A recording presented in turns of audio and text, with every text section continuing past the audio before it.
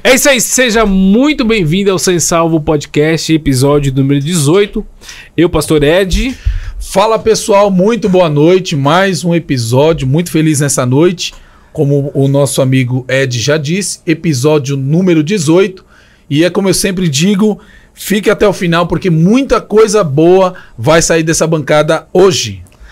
É isso aí, e hoje nós temos um convidado ilustre e muito especial. Para quem não sabe, o convidado de hoje era para ser o primeiro convidado ou segundo do nosso podcast, e ele, desde o início, topou vir.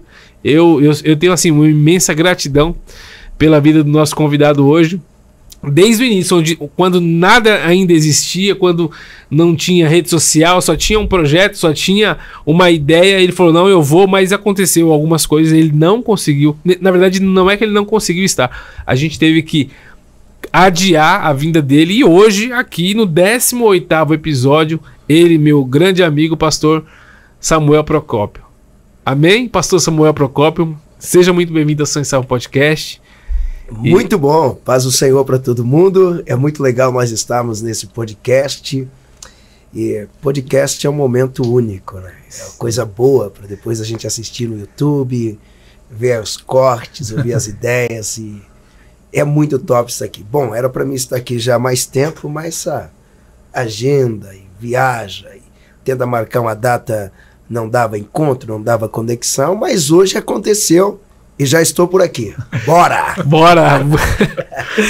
Bom, muito obrigado novamente. E por nada. Para começar, esse é o primeiro episódio de 2022 e vem com muita novidade. O Senhor ele tem nos dado, nos abençoado nesse projeto, nesse trabalho, graças a homens como o Senhor, como o pastor Eduardo, como todos aqueles que passaram aqui no ano de 2021. Nós estamos, eu acho que há 6 meses no ar. Assim, foram muitos desafios, mas graças a Deus nós conseguimos, chegamos até aqui. É isso aí, para cima e para frente. E hoje a gente está comemorando, no ano de 2022, 1K. 1.000 inscritos no YouTube. 1.000 inscritos. Só tem 1.000 porque esse pessoal não está compartilhando. É por isso. Pra gente. Se eles estivessem compartilhando, já tinha 10 mil, 20 mil, porque merece, né? Olha o nome. São e salvo. Isso aí. Sabe de uma coisa? Só compartilha quem é são e salvo mesmo. É verdade. Tá aí o filtro, né? Bom, então, se você é são e salvo, se você se considera um são e salvo, compartilha esse vídeo e até o final aí, ó, liga o sininho, compartilha no grupo da família. É isso aí, marca lá e vamos pra cima. Vambora. Bom, e pra comemorar a gente... Eu vou ganhar um desse? É seu, pastor. Lógico. Aqui, lógico. Isso aqui é um presente. Se eu não ganhar... do Sem Salvo Podcast. Não é comemorar nada. Olha aí, ó. Ué, mas que logo da hora. Quem fez esse negócio aqui? Pastor Ed. Ele mesmo.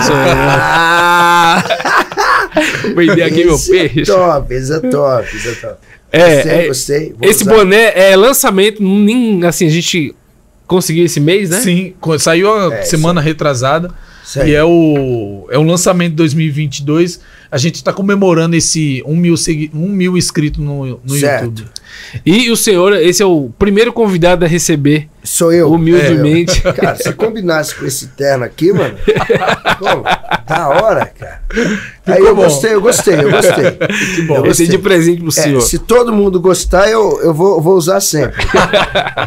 Depois eu quero ver lá no Instagram. Eu gostei aí. Da hora. E outra, a aba aqui que eu gostei mais ainda, entendeu? É reta, né? Isso aqui é pra andar de skate. Olha aí. É isso aí. Isso aqui é da hora. Isso aí.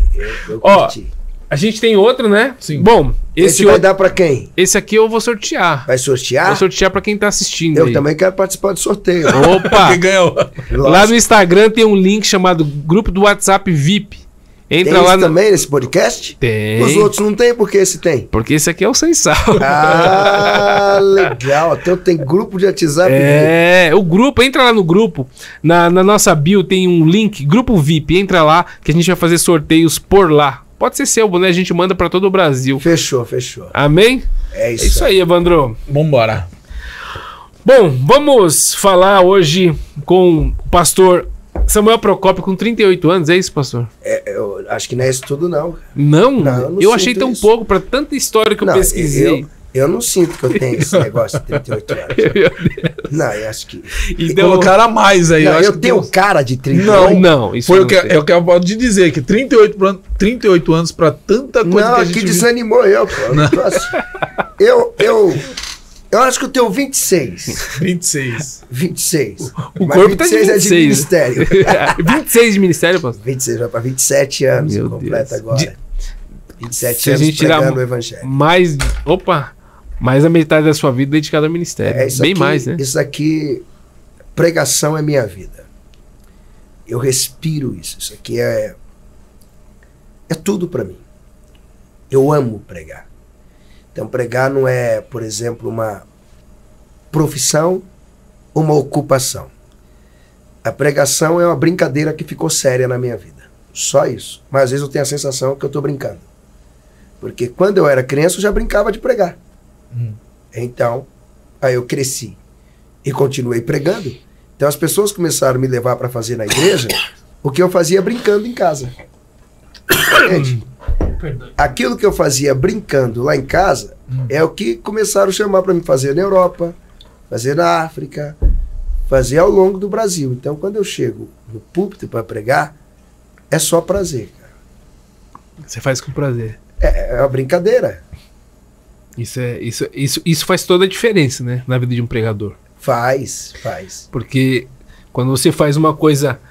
Porque a brincadeira dá prazer, né? A brincadeira, lógico, o propósito da brincadeira é te trazer prazer. É à toa que a minha maior dificuldade pregando é parar. Todo mundo sabe disso. Quem me convida já sabe. Eu preciso que me dê horário, me dê tudo, senão eu não paro, que é muito gostoso esse negócio. O pregar é prazeroso. E eu sempre digo que quando for para encerrar minha vida, eu quero encerrar pregando. Meu Deus. Fala assim, qual é a última coisa que você quer fazer antes de morrer? Ah, deixa eu pregar. Nossa. Deixa eu pregar. Depois que eu pregar, pode me levar. Que eu vá embora depois daquela pregação marcante, impactante, aí eu posso ir embora. Lógico, tem pessoas que têm outras paixões.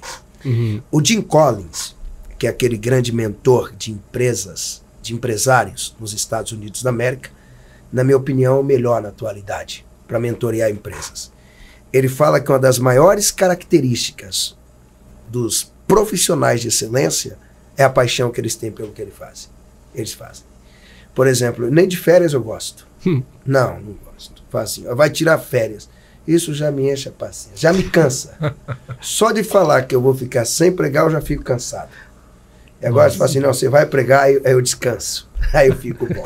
Vai tirar férias pregando ali. Né? Aí sim. Aí já aconteceu, pastor, de você tirar umas férias e ver uma igreja ali e entrar? Não, eu não fico... Meu amigo, quando eu tô de férias, deu horário do culto, ninguém me segura não, irmão.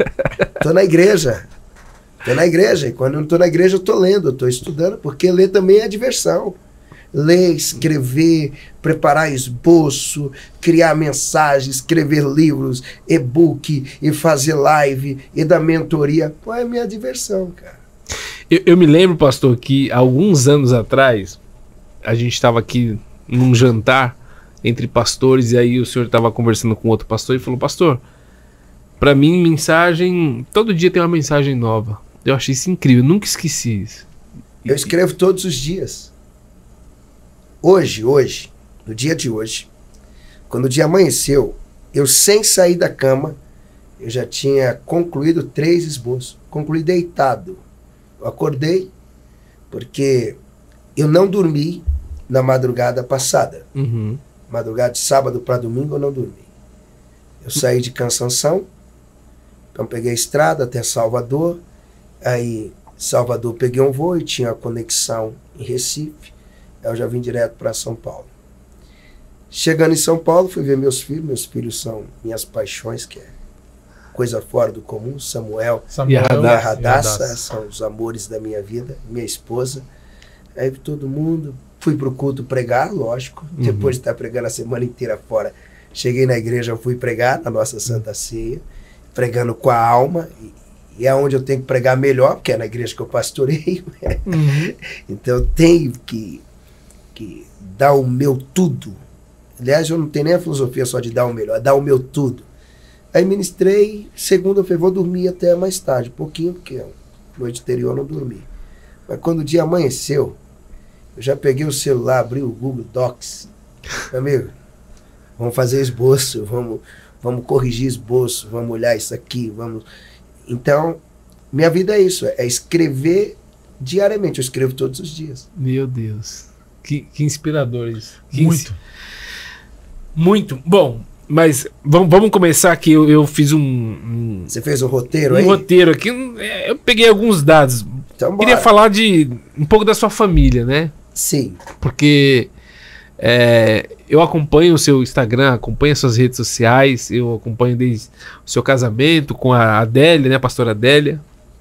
Aí depois veio o Samuel, né? Seu primeiro filho, primogênito. Samuel, filho. É Júnior ou filho? Filho. Samuel Procópio, filho. Legal. E a Radassa, que eu vejo que derrete o seu coração nas fotos. Ela é terrível. Qual a idade deles, pastor? Samuel tá com 4 anos e meio e a Radassa tem 2 anos e meio. Que lindo. Eles nasceram na mesma semana. Eles fazem aniversário muito Tudo próximo. junto, pertinho, comemoram juntos. Que beijo. Bom, né? Porque aí o presente não precisa ficar esperando muito tempo, né? Não. Já tá ali. Mas aí dá outro problema, porque Por quê? pensa num pai que não é de seguir datas. Ah. Eu não tenho datas para dar presente para ninguém. Aí você vem sempre Na verdade, chega o aniversário dele, Não tenho mais o que dar, eu né? não dou presente, porque eu não sigo data. Eu não sigo. Você não tem esse padrão de, olha... Não tenho esse padrão. Por exemplo, o ano passado, ele recebeu o presente dele, que era para ser de aniversário, e recebeu o presente dele no mês de março. O aniversário foi em junho. 3 meses antes. 3 meses antes, falei, vamos embora. Porque isso é eu, né? Lógico. Isso tem a ver com a sua agenda de pregador, pastor? Não, isso tem a ver com... Isso tem a ver com a minha criação. Eu venho de uma família que nós não ganhávamos presentes. Então eu não aprendi. Porque, nós fomos criados em 6 negrinhos e 2 negrinhas, na periferia de São Paulo. Tem mês na minha família, dos meus irmãos, que são 3 fazendo aniversário. Nossa. Imagina um pai eletricista construindo a casa, comprar presente para 3. 3. Então ninguém ganhava, não tinha para ninguém. Então eu fui criado sem. E não aprendi a seguir datas à risca. Então eu não sei assim. Você não se apegou a esses... Eu não apego a datas. Entendi. Mas eu sou presenteador, eu presentei as pessoas. Que bem. Mas eu não tenho data. Então, por exemplo, quando eu viajo, e às vezes eu levo presente para minha esposa, às vezes eu gosto muito de surpresa, essa emoção. Acho muito, uma das melhores emoções para mim é a da surpresa. Quando eu compro presente dela, eu também não falo. Como ela que desmancha minhas malas, fica dentro da mala. Já teve ocasião que ela demorou 2 dias para desmanchar a mala. Então, 2 dias depois, ela foi encontrar presentes que ela tomou susto. Era muito presente que tinha lá. Legal. Mas eu deixo de surpresa. É o seu jeito, o meu Samuel. O meu jeito é surpresa. Que legal. Por exemplo, eu compro presente pro Samuel também, eu não falo. Quando eu saí para dar o presente que ele queria, ele não sabia que ia ganhar o presente. Só saiu e aí... Saiu, aí entrei na loja, ele olhou, pai, essa bike aqui, essa daí é a sua. Aí ele já ficou todo, e não era dia de festa, não era o aniversário dele, não era nada. Então eu já dei o presente. Que legal. E mesma coisa com roupa. Por exemplo, eu compro a roupa lá na loja. O cara diz, você vai usar que dia? Hoje. Daqui a pouquinho. Não tem essa então de comprar a roupa pro Natal ou Ano Novo? Que Natal nada, todo dia é Natal. Todo dia é Natal. Irmão, eu vivo naquele senso de urgência. Jesus pode voltar a qualquer momento. Eu não vou deixar nada para ninguém. Eu vou usar tudo. Tá certo. Tudo que eu posso. Eu vou respirar tudo. Eu vou aproveitar tudo que eu posso. Porque depois que eu for embora, irmão, vai ficar tudo aí. Então imagina, Jesus vem, um monte de roupa que eu não usei. Não, eu tô desfrutando, irmão. Isso esse eu preciso exercitar, porque alguns sapatos eu deixo lá guardado. Isso aqui eu vou usar para tal ocasião, deixa aqui guardadinho. Que ocasião é hoje? O melhor dia é hoje, né? Hoje é o melhor, hoje é o maior. Melhorando? É o único dia que existe. Não existe amanhã. Não existe ontem. Só tem hoje. Que legal. É o único de todos. Agora é uma ilusão eu deixar de viver o único dia que existe pensando em outro dia que talvez nunca vai acontecer. Até hoje. Bom. Quero viver hoje. Isso aí. E aí, pastor, falando um pouco das suas origens, você falou aí um pouco, né, da sua infância, né, com o pastor Custódio, a missionária Elizabeth, seus pais, os seus irmãos, em memória. Eu queria, não sei se o senhor tem esse aprofundamento das suas origens, né, da sua família, avós, como que foi isso? Morava todo mundo junto? Como que foi esse começo da sua vida, assim, na sua infância? Que isso acaba impactando muito. A gente já vê essa atitude, né, esse jeito do senhor levar a vida já traz na bagagem o que você aprendeu na sua infância. Eu sou fruto dos meus pais em todos esses aspectos. Minha avó era uma mulher muito crente, né? Minha avó, ela saiu da Bahia por ser crente, e ela tinha o meu avô, que eu não conheci, segundo os meus tios me contaram, minha mãe, minha avó, ele era meio vida louca, então muito agressivo, muito violento. Ela pegou e saiu da Bahia e veio para São Paulo. Isso aí ela deve ter vindo para São Paulo por volta dos anos 50 e alguma coisa. Ela ainda é viva hoje, tem 92 anos. Ela está em Candeias, na Bahia, no bairro do Malembá de Baixo. E quando eu vou lá também, ela briga comigo por causa dessa mania de surpresa. Eu não aviso. Chega lá. Eu chego. Então, daí, 6 horas da manhã, eu estou batendo. Aí, alguém me responde: quem é? Sou eu que cheguei. E não sabe avisar, não, é? Eu falo, vó, como avisar, vó? Cheguei, tem que avisar pra gente preparar alguma coisa. Eu falei, mas preparar o quê? A senhora já tá bom demais. Eu venho pela senhora. Não é por nada que é preparado. E minha avó muito crente, muito séria. Minha avó dirigente de círculo de oração. E minha família é uma família muito ligada à espiritualidade. Então, essa sensibilidade espiritual que eu tenho é uma herança da minha avó e do meu pai. E da minha mãe, que era mais ligada à espiritualidade. Meu pai já mais ligado à disciplina. Disciplina, a organização. Mas minha mãe e minha avó, muita espiritualidade. Não é à toa que minha avó, um dia, estando em São Paulo, Deus falou com ela que ela tinha que ir para o Paraná. Chegando no Paraná, o que ela foi fazer? Fundar um círculo de oração. Que não tinha isso. Nós estamos falando dos anos 70. Meu Deus. E ela chegou a morar um tempo nesse local até estabelecer esse ciclo de oração, ensinar essas mulheres a orarem, escola bíblica dominical. Chegou um tempo, Deus mandou ela embora, e foi embora. Lembro como hoje que nós estávamos em casa, eu era ainda criança, e um dia minha avó e meu pai se davam muito bem. Muito bem. Para você ter ideia, meu pai mandou buscar minha avó para morar com a gente. Vê se faz sentido. O genro chamar a sogra para morar com ele. Era uma boa sogra. E ele construiu um espaço na casa, mesmo assim, pai de 7 filhos, construiu um espaço na casa para minha avó morar lá com a gente. Aí minha avó morou com a gente um bom tempo. Aí um dia ela disse que um homem tinha entrado na sala dela e falou para ela: vai embora, não te quero mais aqui. Poxa, juntou as coisas e antes dela ir embora, ela disse: mas eu não posso ir, eu tenho que resolver meus problemas, minha aposentadoria não saiu. Esse homem disse: já está tudo resolvido, vai embora. Do nada ela juntou as coisas, foi para a Bahia, e antes dela sair de São Paulo, a aposentadoria tinha saído, tudo estava resolvido, e ninguém sabia quem era esse homem. Deduzimos que era o que? Um anjo.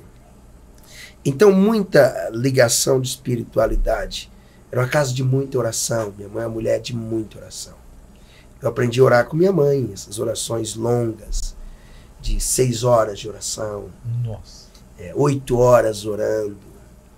Vigílias onde não se canta, só ora. Aprendi com minha mãe. E minha mãe fazia campanhas em casa, e as campanhas dela era só ela sozinha cantando hino da harpa, tocando violão. Minha mãe tocava violão e cantando. E meu pai é um cara muito disciplinado com a igreja. Meu pai não faltava em reunião de obreiro, não faltava em culto. Então, eu peguei uma paixão muito grande, que eu não falto em culto. Eu não falto.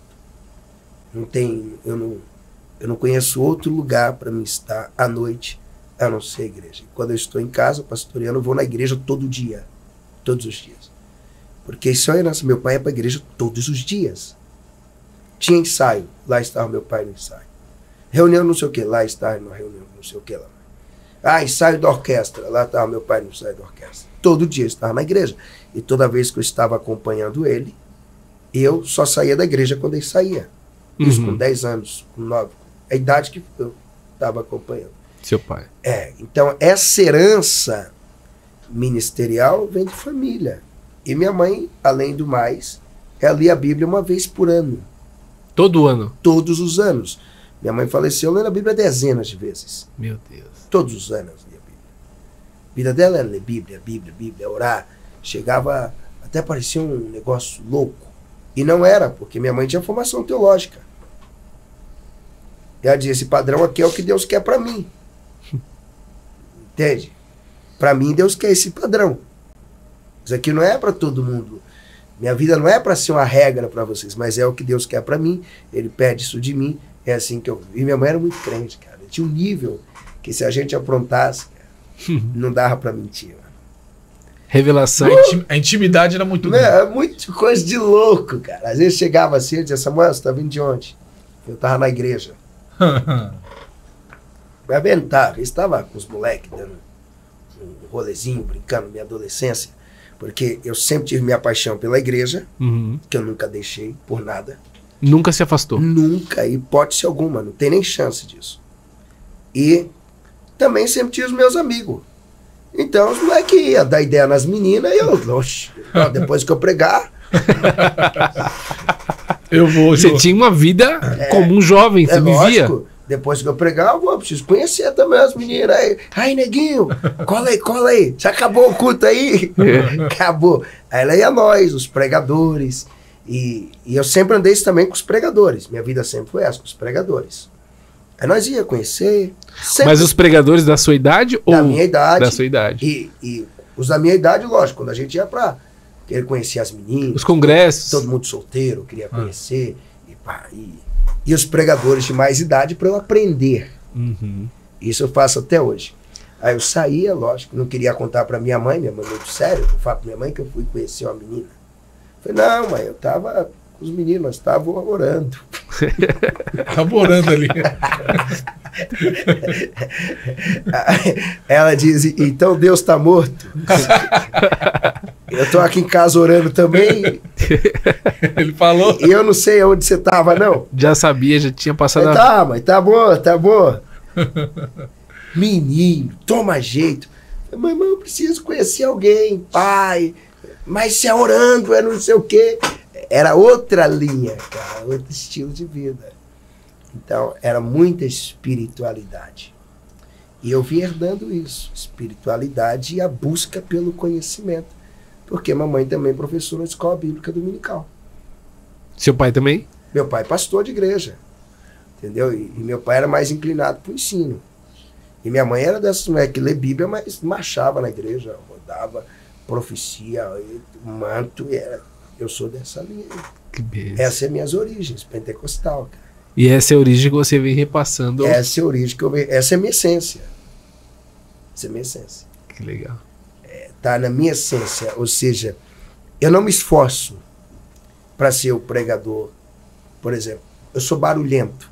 Não há esforço para me fazer barulho. Pelo contrário, eu me esforço para ficar mais calmo. Eu me esforço para isso. Para falar mais baixo, para me controlar. Agora, não me esforço, é o natural. Eu venho desse ambiente. Eu venho desses cultos.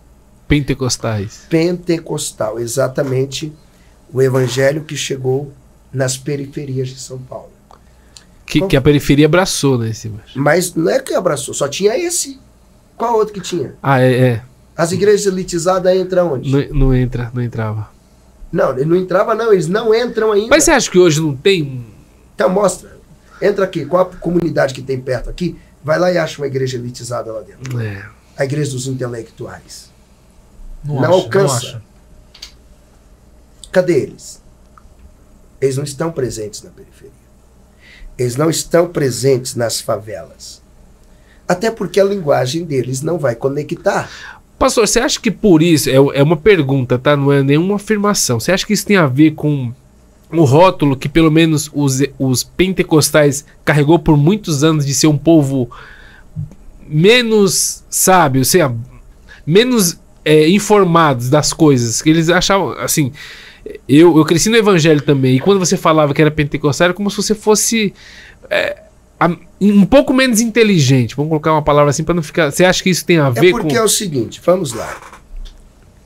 Quando os missionários chegaram no Brasil, Daniel Berg, Gunnar Wingre, eles começam a pregar, ok? O Brasil é recém-saído da escravidão. Nós tivemos o período de escravidão mais longo de toda a história. O Brasil é esse país, essa é a história do Brasil. Quando a escravidão já tinha acabado em muitos lugares do mundo, no Brasil continuava. Diz que houve a interceptação pela coroa britânica dos navios no oceano, que ainda estava vindo lotados de escravos. Esses escravos marginalizados literalmente, não marginalizados por ser ladrão, não, marginalizados porque ficaram à margem da sociedade. Uhum. Imagina uma multidão de negros saindo da escravidão, das fazendas. Aí eles são libertos. Vão para onde? Ninguém tem casa, ninguém tem emprego, ninguém tem nada. É histórico. Teve negro que nem quis a liberdade. Preferia ficar. Ele vai para onde? Pelo menos ele sendo escravizado, ele tinha comida e ele tinha moradia. Aí ele chega. Quando ele chega no ambiente, eles se aglomeram. O que é que essa turma tem, os escravos? É muita revolta, é muita ira, é muita raiva do sistema. Uhum. Lógico, aquele lugar onde eles estão é um lugar perigoso.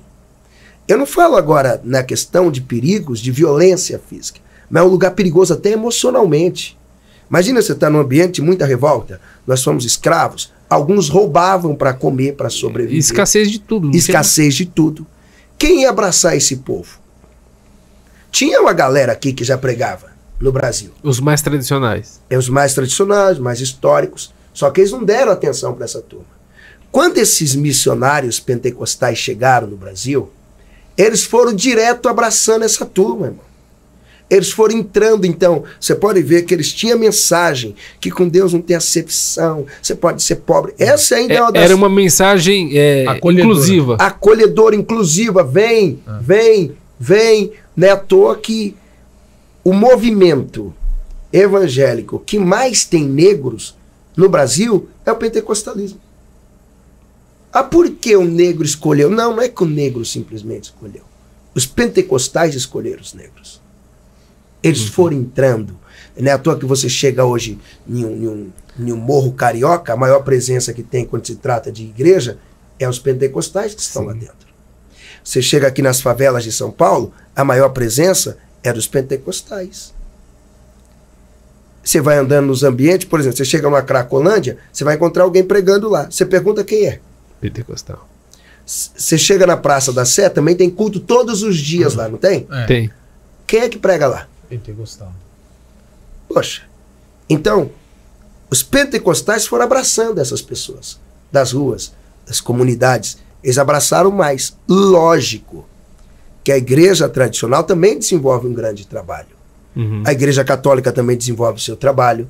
Mas os pentecostais, eles deram uma ênfase maior a esse grupo. Então, de fato, eu fui formado por pastores analfabetos. De fato, minha mãe era professora de escola bíblica dominical e tinha a 4ª série. Então, quando alguém diz assim, os pentecostais, eles eram os mais leigos, de fato. De fato. Essa era a nossa realidade. Uhum. Que hoje já está, mudando muito.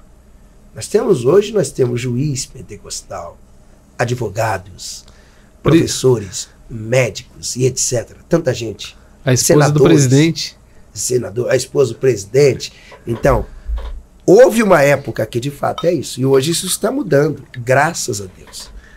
Agora, tem falando em pentecostais e o povo da periferia, também tem a questão da obra social. Sim. Que hoje, na sua opinião, você acha que a igreja pentecostal tem o papel social? Eu sei que ela exerce, mas ela está exercendo bem isso? Ou não é o papel da igreja? Ela faz, mas não é o papel essencial da igreja hoje? Bom, o papel essencial da igreja é pregar o evangelho. Esse é o essencial. Todos os outros que nós fazemos é secundário, mas faz parte. Por exemplo, Atos capítulo 6 já trata da assistência social da igreja. A igreja pentecostal faz um grande trabalho. Grande. Não é à toa que quando você vê um crente que é assíduo na igreja, firme, dificilmente você vê esse crente passando necessidades. A igreja não larga ele. Sim. A igreja abraça ele, com as necessidades deles, com as dificuldades dele. A igreja pentecostal abraça. Agora, lógico que nós temos a plena consciência. A missão número 1 é pregar o evangelho. Mas também não podemos deixar as pessoas passar necessidade. Até Tiago disse sobre a verdadeira religião. Cuidar das pessoas. Tem a ver com filantropia. E a igreja faz um trabalho filantrópico sensacional. E aí não é só a igreja pentecostal. Aí eu vejo muitas igrejas, inclusive a igreja católica, que tem também um trabalho filantrópico sensacional. Isso está visível no mundo inteiro onde eles estão presentes. O próprio evangelho, ele já muda a vida de muita gente, né? Essa transformação que o evangelho... Eu acredito que muda de todos que crê. Todos. Se crê, está resolvido. Porque o evangelho é a fé.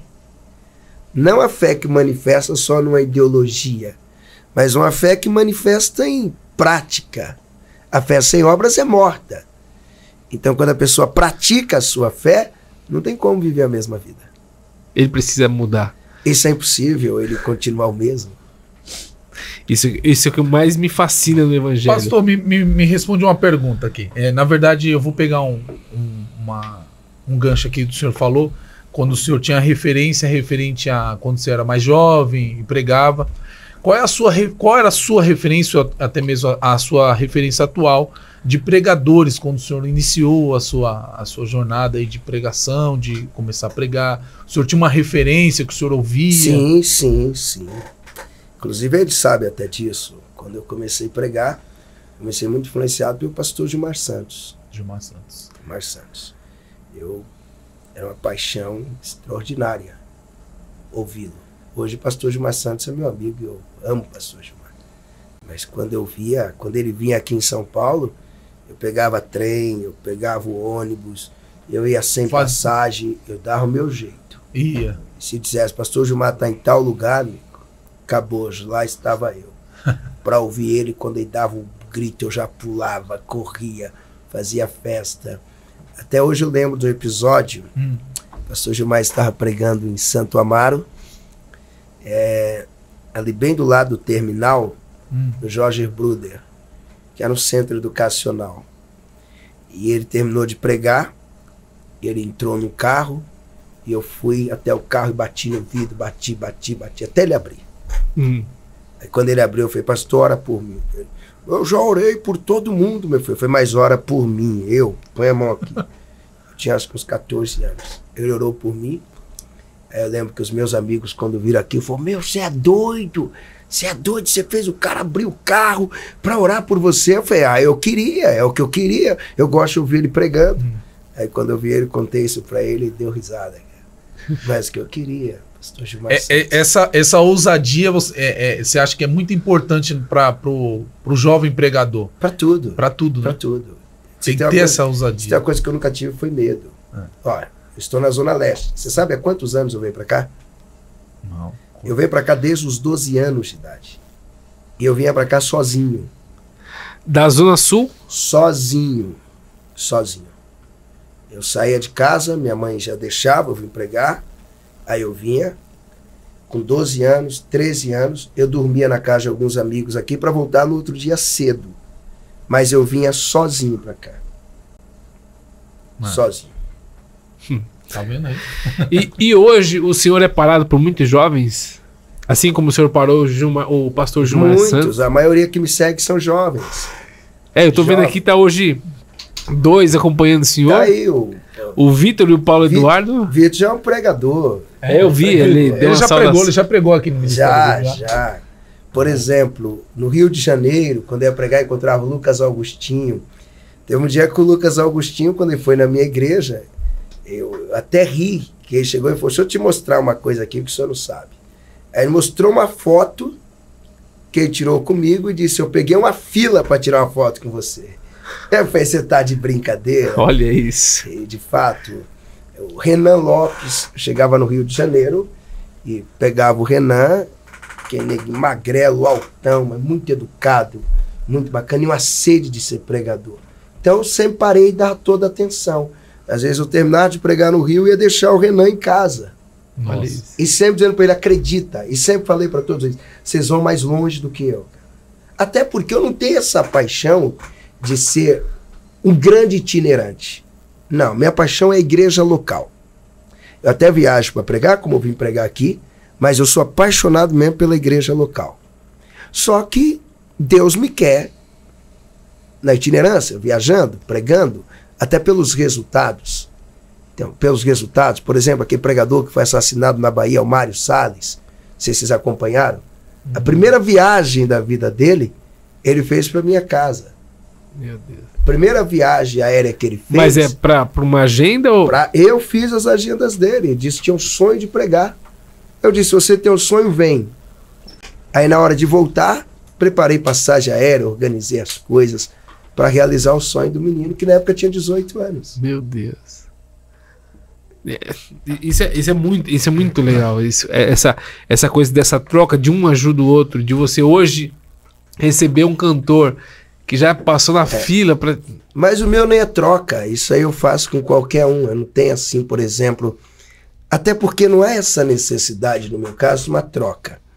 Eu nunca fui da geração de troca agenda, troca favores. Uhum. Eu entendi cedo que o meu ministério, que Deus me deu, é o ministério de ajudar as pessoas.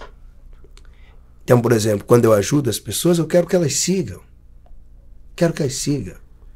Eu não tenho nenhum problema. Por exemplo, toda a minha equipe ministerial que trabalhou comigo até 2016, todo mundo é pastor hoje. Todos. Não escapou um. Por exemplo, o Silas tocava teclado comigo. Silas? Silas. O Silas hoje, Silas Ismael. Uhum. Hoje ele é pastor no Porto. Está em Portugal. A Grace Vilela, lembra, ela só cantava. Grace hoje está pastoreando uma igreja. O Eric Castro sempre estava me ajudando. É um voluntário. Sempre no ministério eu tive esses voluntários. Que eles vêm para me ajudar mesmo. Sem receber nada, não me pedem nada, mas eles vêm para me ajudar. Eles vêm para agregar, para somar, por causa da visão do ministério. Pastor Eric Castro, inclusive fazendo aniversário hoje, ele é pastor de uma igreja aqui próximo de Perus. O Lucas, que era o que fazia as agendas, só assessoria, é pastor na Zona Norte de São Paulo, pastor de igreja. Todo mundo virou pastor. Todo mundo. E aí eu perguntei, qual é a troca que eles me dão? Qual a recompensa? Não precisa dar recompensa para mim. A recompensa que eu peço para eles é o seguinte, treina mais alguém. Repassa, que o reino tem que crescer. É sobre isso. Sobre isso, o reino é isso. É compartilhar e compartilhar. Tem dias que eu estou aqui e de repente eu toco o telefone, é um pregador, às vezes, pregador renomado, dizendo, Procópio, me ajuda aí, eu preciso fazer uma mensagem para pregar em tal lugar, assim, assim, assim. Beleza, bora, abre o texto aí. Isso. Várias vezes. Muito legal. Tem anos aí que eu estou pregando em grandes eventos e as pessoas não sabem. O sermão que está sendo pregado lá é meu. Aí você vê, você fala, olha. Top, ficou bom, hein? Top. Como um dia chega uma notificação alguém dizendo, nossa, você viu a mensagem do fulano, do ciclano? Aí quando eu fui bater o olho, eu vi a minha. Mas não vou contar. Tá certo. Glória a Deus, compartilhando, é isso. Eu penso assim, tudo que é bom e você compartilha, multiplica. Você compartilha o conhecimento, ele multiplica na sua vida. Você compartilha o seu dinheiro com alguém, ele também multiplica na sua vida. Você compartilha o sorriso, ele multiplica. Compartilhou, multiplicou. E assim, quem compartilha coisas ruins... multiplica também. É a lei da semeadura, né? Essa lei não falha, não falha.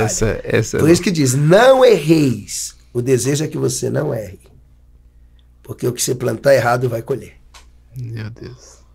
Não erreis. Bora lá. Bom, e por falar nisso, por falar em multiplicar, eu dei uma olhada nas suas redes sociais, né? E aí a gente tem algumas, não listei todas, mas juntando o Instagram e YouTube, eu sei que se juntar outras, né, que hoje já existem, tem mais de 300, quase 500 mil de inscritos e seguidores.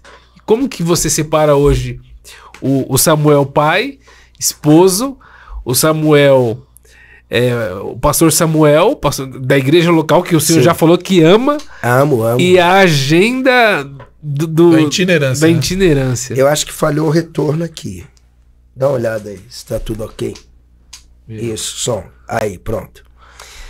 Eu trabalho muito com a questão da geografia das emoções. Eu gosto de ver tudo intensamente.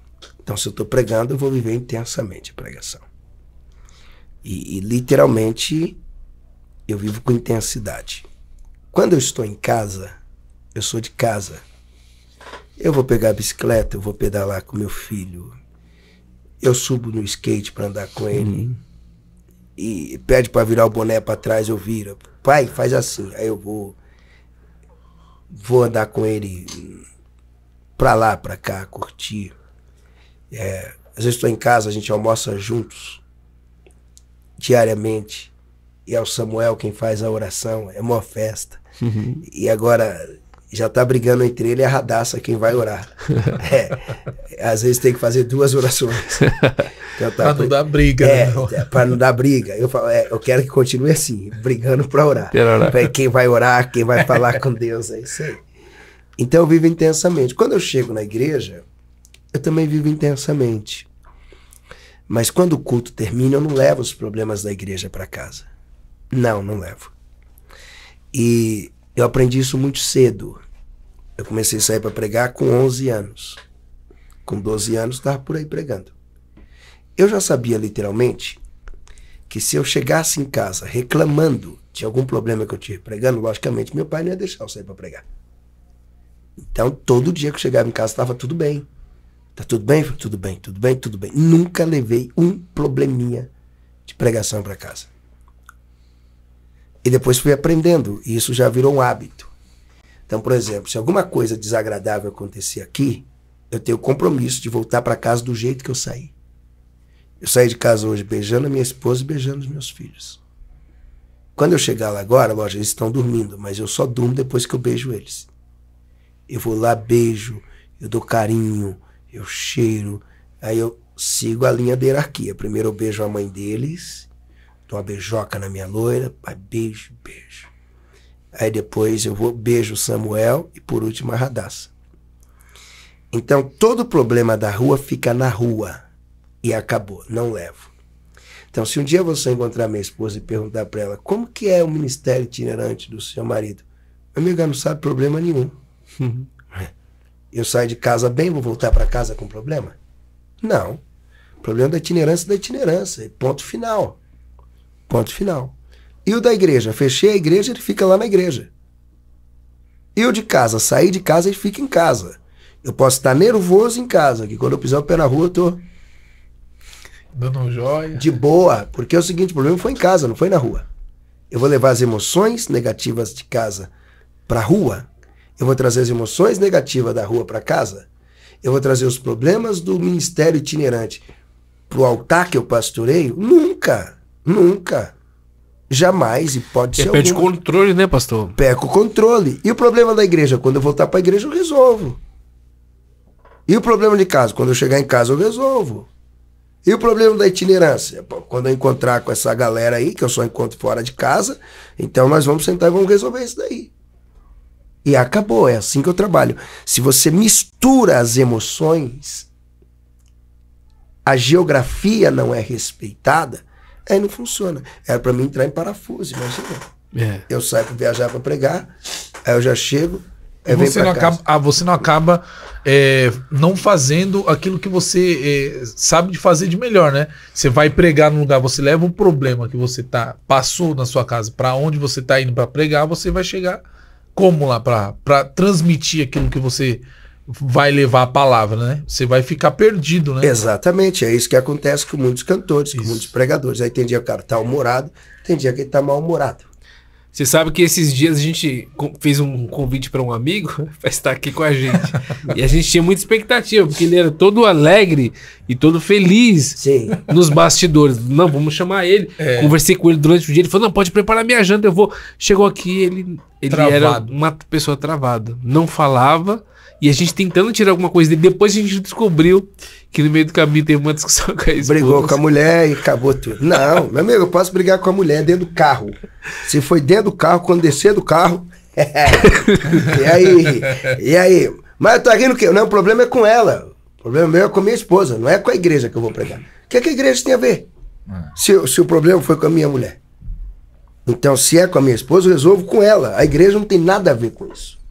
As pessoas que estão no culto não tem nada a ver com isso. O motoqueiro não tem nada a ver com o problema que eu tenho em casa. Nada a ver. A sua esposa trabalha com o senhor? Trabalha comigo na igreja. Porque o senhor tem depois a gente vai falar um pouco sobre o curso. Você tem uma empresa também de consultoria e de treinamentos, né? Eu tenho a Escola dos Pregadores. Escola dos Pregadores, exatamente. É o Papo de Pregador, né? Papo de Pregador é minha live diária. Sim. Todo dia, meio-dia, eu tô lá. Uau! Eu ia pedir pro senhor fazer isso aí. Fazer uau? Uau,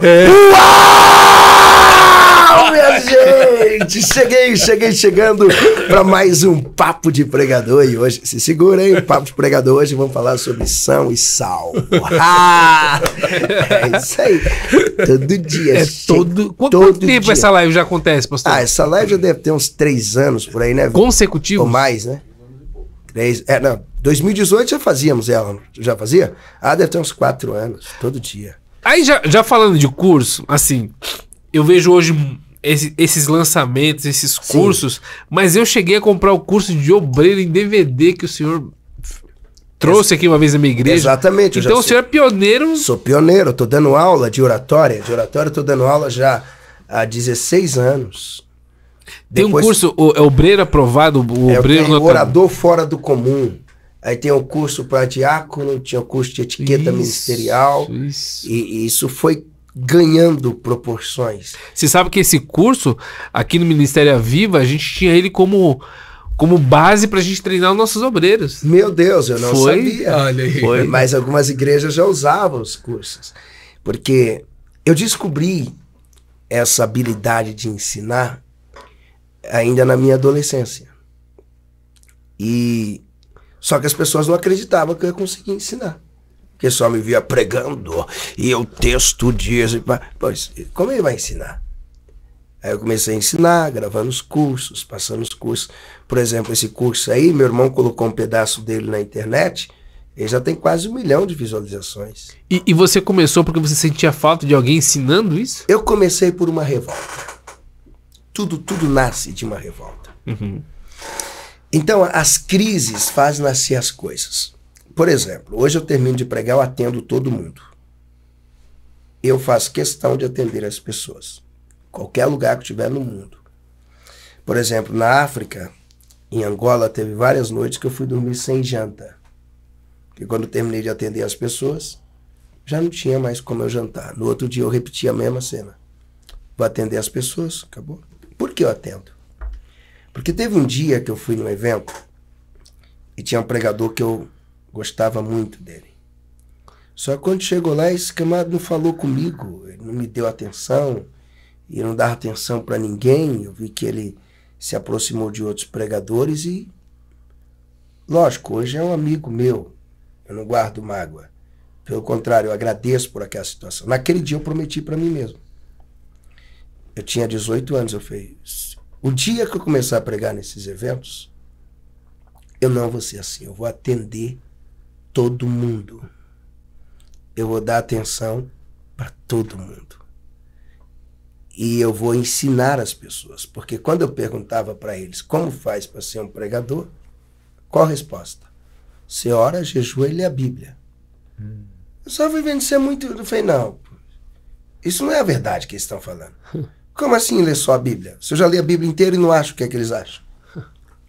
Aí, com muito esforço, porque Bíblia, quando eu estou lendo a Bíblia, pego para ler só a Bíblia, Gênesis eu leio em um dia, o Êxodo eu leio em outro dia, Levítico, o Pentateuco eu leio em 5 dias. Cada dia eu leio um livro. Concentrado, focado. Aí foi quando eu comecei a descobrir, através de um cabeleireiro, que tem lá no bairro até hoje, inclusive a família dele corta o meu cabelo já há 30 anos quase. E esse irmão lia muito, lê muito até hoje. Aí ele foi falando para mim dos livros, os livros. Aí eu comecei a comprar os livros. Mas quando eu cresci... Livros não bíblicos, livros evangélicos. Evangélicos. Depois conheci o sebo e comecei a comprar os livros também não evangélicos. Aí eu conheci filosofia grega, egiptologia. Eu fui começando a ler ciência para crescer, desenvolver. Aí nessa que eu estou estudando, onde eu falei, eu vou ensinar todo mundo que me perguntar. E eu comecei a ver que as pessoas iam gostando. Por exemplo, eu fazia esboço para o meu pai pregar na igreja. Olha isso, que legal. Minha mãe, às vezes, ia dar uma palavra, me chamava. Outros me chamavam também para me ensinar a fazer esboço. Por incrível que pareça, eu tenho um livro de esboços, mas nunca me ensinaram a fazer o esboço. Eu tenho vários livros escritos, não me ensinaram a escrever. E o seu esboço é um método seu de criar? Você criou um método Eu criei um método, lógico, utilizando os recursos que nós já temos. Sim, as referências. Aí eu fui criando um método de esboço meu, uma linha de esboço, de mensagem, tudo aí. Eu prometi para mim mesmo que ia ensinar as pessoas. E hoje eu ensino, tenho paixão por ensinar. Prazer em ensinar. Me ligou, como faz isso? É assim, assim, assim. Aí eu vi que eles tinham muitos segredinhos. Eles não falavam que liam Champlin. Não revelava o segredo. Eles não falavam o nome dos comentários bíblicos que liam. Aí quando eu fui descobrindo, eu fui contando para geral. É assim, é isso aqui que eles lêem, é isso aqui que eles lêem. Eles não contavam que eles liam filosofia, nada. É oração, jejum e leitura bíblica. Eu fui vendo que eles liam outras coisas. Aí quando eu fui aprendendo, o que é que eu vou fazer? Vou compartilhar. E eu compartilho até hoje. Até hoje eu ensino camarada. E você arrumou algum inimigo, pastor, quando o senhor começou a compartilhar os segredos? Não, até hoje tem entendedores que são inimigos. E eu não quero nem saber, eu vou contar mesmo. Às vezes o pregador chega assim e fala assim, pastor, o fulano Deus levantou. Eu falei, peraí. Olha lá o canal dele de YouTube. Olha o Facebook, olha isso. Fala, puxa aí. Aqui tem investimento, ó, ele patrocina, ele divulga, olha as conexões dele. Olha, pastor, pensei que era só ficar esperando Deus levantar. Eu falei, não, filho. Se move e vai fazer as conexões. Às vezes ele atribui só que Deus levantou para você ficar esperando, para você nunca chegar. Cadê que ele diz logo o português claro? Amigo, você quer crescer? Faça amizade com o pastor dessa igreja grande. Faça amizade com esse líder de jovens. Faça amizade com essa líder do ciclo de oração. Se conecta com as pessoas que têm acesso às coisas. Que têm acesso. E você vai chegar. Vai abrindo portas, né? Vai abrindo porta, vai criando... Não, mas eles não falam. Não, só ora e fica lá esperando. Tem um monte de gente assim. Sim. E esses que pregam isso, não é isso que eles fazem. Você vai lá e vê as conexões deles. Os contatos dele. Olá, chefe. Me põe no evento aí. Vai ter a Viva Leste. Lembra do meu nome. Vai ter não sei o quê. Lembra de mim. Não é Deus que coloca, não, filho? Conexões. Eu comecei a ensinar isso daí. Você tem que aprender conexões. Você tem que saber fazer suas conexões. A maior prova é Jesus. Por que Jesus começa o ministério história? Olha as conexões dele. A conexão de Jesus era com o sumo sacerdote. A conexão de Jesus era com João Batista, o maior pregador da época. Olha onde Jesus se aproxima. O João. Era estratégico, né? Estratégico, inteligente. Por exemplo, quando Jesus ia em Jerusalém, quando tinha festa, ele não chegava lá com a cidade vazia. Sim. Vou fazer milagre aqui. Ele tinha pouco tempo, né? Ele não tinha tempo a perder. Não, tudo estratégico. As conexões fazem tudo. Paulo, o maior apóstolo, legal. Mas antes dele, ele passou pelo maior que tinha, o Pedro. Paulo não foi atrás do Nicolau, o diácono Nicolau, o Procoro. Não, ele foi atrás do Pedro. É o maior, é o chefe. Eu vou, então, da conexão com Pedro. E essas conexões, elas são poderosas. Então, o que é que o pregador precisa? Orar, jejuar, ler Bíblia, fazer cursos, se conectar, aí ele vai ver o ministério dele crescer. Isso eu ensino com muita clareza. Que incrível, né? Porque a maior parte, pelo menos assim, o senso comum é que Deus vai soprar o seu nome, né? E aí a minha pergunta esperando. tá bom. Será que Deus vai soprar o nome, digamos, vai soprar o seu nome como pregador? Pergunto, por que Deus não sopra o nome de Jesus, então? Vai soprar o meu? Sopra do filho dele. Que aí nem a igreja precisa mais pregar. Sopra o nome do filho dele para todo mundo, já encerra tudo que tem que encerrar, a gente já vai pro céu. Não. Tá bom. Pronto. Não. Faz sentido. Amigo, até Jesus utilizou a melhor mídia que existe. Qual é a melhor mídia? Boca a boca. Não é a melhor que existe? Sim, até hoje. Número 1, ele disse, vocês vão e faz o marketing. Aonde? Por todo mundo. Divulga eu, fala de mim, faça o marketing. Não é à toa que Jesus, quando eu falo as pessoas se assustam, eu falo, ninguém acreditou tanto na divulgação como Jesus. Ninguém. Você pode olhar que Jesus não construiu nada. Não escreveu nada. Ele não quis construir nada. Construir um prédio? Podia. Construir uma casa? Cadê que alguém sabe onde está o barco de Jesus? Ele precisava atravessar o lago da Galileia. Porque não tinha barco. Porque não colocou aqueles 12 homens para construir um barco? Cadê que alguém fala do prédio de Jesus? Não. Jesus construiu ideias e a maior estratégia de mídia do século. Do século não, de todos os tempos. Porque o judaísmo não divulgava. Você nunca viu, por exemplo, os judeus na Babilônia, Daniel na Babilônia, querendo converter a Babilônia. Não, a Babilônia tem que ser de Deus, a Babilônia tem que cumprir as leis, a Babilônia tem que guardar o sábado. Os judeus nunca tiveram essa visão. A visão missionária, a visão da divulgação. A primeira vez que surge um líder com ideia missionária no mundo é Cristo. Número 1, Jesus vem e diz, tem que repassar a ideia. O negócio é o marketing. Marketing. Ide e fale do evangelho. Divulga. Só isso. Divulga. Só que esse negócio ficou tão poderoso, que derrubou o Império Romano. Esse negócio ficou tão poderoso que hoje é mais de 2 bilhões e tralalá de pessoas. Esse negócio cresceu muito. Em cima do quê? Da ideia do divulga. Mudou o calendário do mundo, né? Mudou. Aí quando você olha hoje, as empresas acordaram.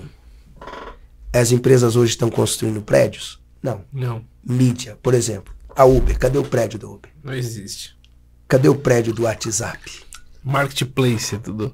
Não, cadê o mega prédio? Aí, ó, o Nubank agora, o maior banco. Mais caro. Sem agência. Não tem nenhuma agência. Não tem uma agência? Não tem um prédio? Só faz mídia. Eles investem o dinheiro em mídia. Oswald Schmidt disse, Oswald Schmidt é um dos homens que mais escreve sobre evangelismo, ele diz que se a igreja seguisse só o que Jesus ensinou, tirasse a preocupação de ficar construindo templos, construindo patrimônios, a ideia de Oswald Schmidt, já tinha alcançado o mundo inteiro. Só usar os recursos só pregando, mais nada. Meu Deus. Nada. Não era para construir nada. Prega. E prega. É incrível. Bom, e falar em pregação, o senhor começou a pregar com 11 anos na rua. Onde que era isso? Como que funcionava isso, pastor? Praça Floriano Peixoto, Santo Amaro. E chegava lá e você tinha oportunidade? Como funcionava? Não, a primeira vez que eu preguei foi o seguinte. Um dia eu parei para pensar, deixa eu até explicar isso, porque eu tenho muitas mulheres trabalhando comigo no ministério. Uhum. Tem muitas mulheres trabalhando. Eu falei, mas por que esse negócio de tantas mulheres trabalhando? Eu fui lembrando que o meu ministério tem uma influência feminina muito forte. Primeiro, porque a primeira vez que eu parei na praça para assistir uma pregação era uma mulher pregando. Eu não sei quem é essa mulher hoje. Nunca mais a vi. Mas era uma mulher, ela aparentava ter o médio de seus 30 anos no máximo. Uhum. Eu parei e fiquei ouvindo ela na Praça Floriano Peixoto. Tinha saído de casa para fazer um trabalho escolar. Como eu sempre fui maluco por pregação, porque desde criança eu sempre gostei da pregação. Culto para mim é pregação. Então, por exemplo, começava o culto, os louvores, quando tinha a cruzada, eu estava lá no meio da roda, batendo papo. Conversa vai, conversa vem. Às vezes estava lá na igreja, brincando. Mas quando já começou a pregação, parava tudo. Parava tudo, procurava um local onde eu tivesse a melhor visão, isso com 11 anos, com 10, e ficava lá. Aí eu fui na praça, tinha essa mulher pregando, parei e fiquei ouvindo ela. No outro dia eu tinha que terminar o trabalho escolar. Aquela época que a gente não tinha internet, não tinha nada, tô falando de 1995.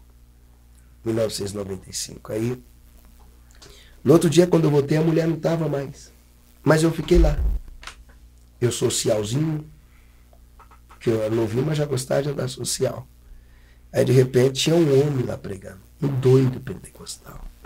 Ele pregava, ele pulava, ele falava em línguas, ele gesticulava, ele acenava, eu fiquei ouvindo. De repente, esse doido, cara, ele parou, olhou para mim e disse, agora quem vai pregar é você. E Deus que mandou você pregar. Rapaz, que eu me dei um choque, eu com 11 anos. Meu amigo, eu abri a boca e comecei a pregar. Eu li lá Isaías 43:13, e eu já era campeão de maratonas infantis na igreja. Ganhava todas, negócio de citar versículo, os livros da Bíblia já tinha memorizado na cabeça, e com 11 anos começo a pregar e cito versículo. Dizem que eu preguei 1h30. Nossa! Com 11 anos. Quando eu fiz o apelo, no primeiro dia que eu preguei na vida, 23 almas aceitaram Jesus. Na praça? Na praça Floriano Peixoto, Meu em Deus. Santo Amaro. Virou moda. Todo dia eu comecei a pregar na praça. Eu ia todos os dias para a praça. Hoje que eu fico pensando, cara, como era a mente dos meus pais para deixar uma loucura dessa. Ele deixava todos os dias. Aí eu conheci mais uns outros meninos. Aí o mais velho tinha 13 anos. Só pra você ver. É loucura. Nossa. E nós chegávamos na praça, ninguém era batizado em águas, ninguém nada. Abria a boca, começava a gritar e pregar e pregar. Do jeito que ensinava na igreja, a gente pregava. Eu pregava contra brinco, contra calça e pregava contra corte de cabelo. Tudo.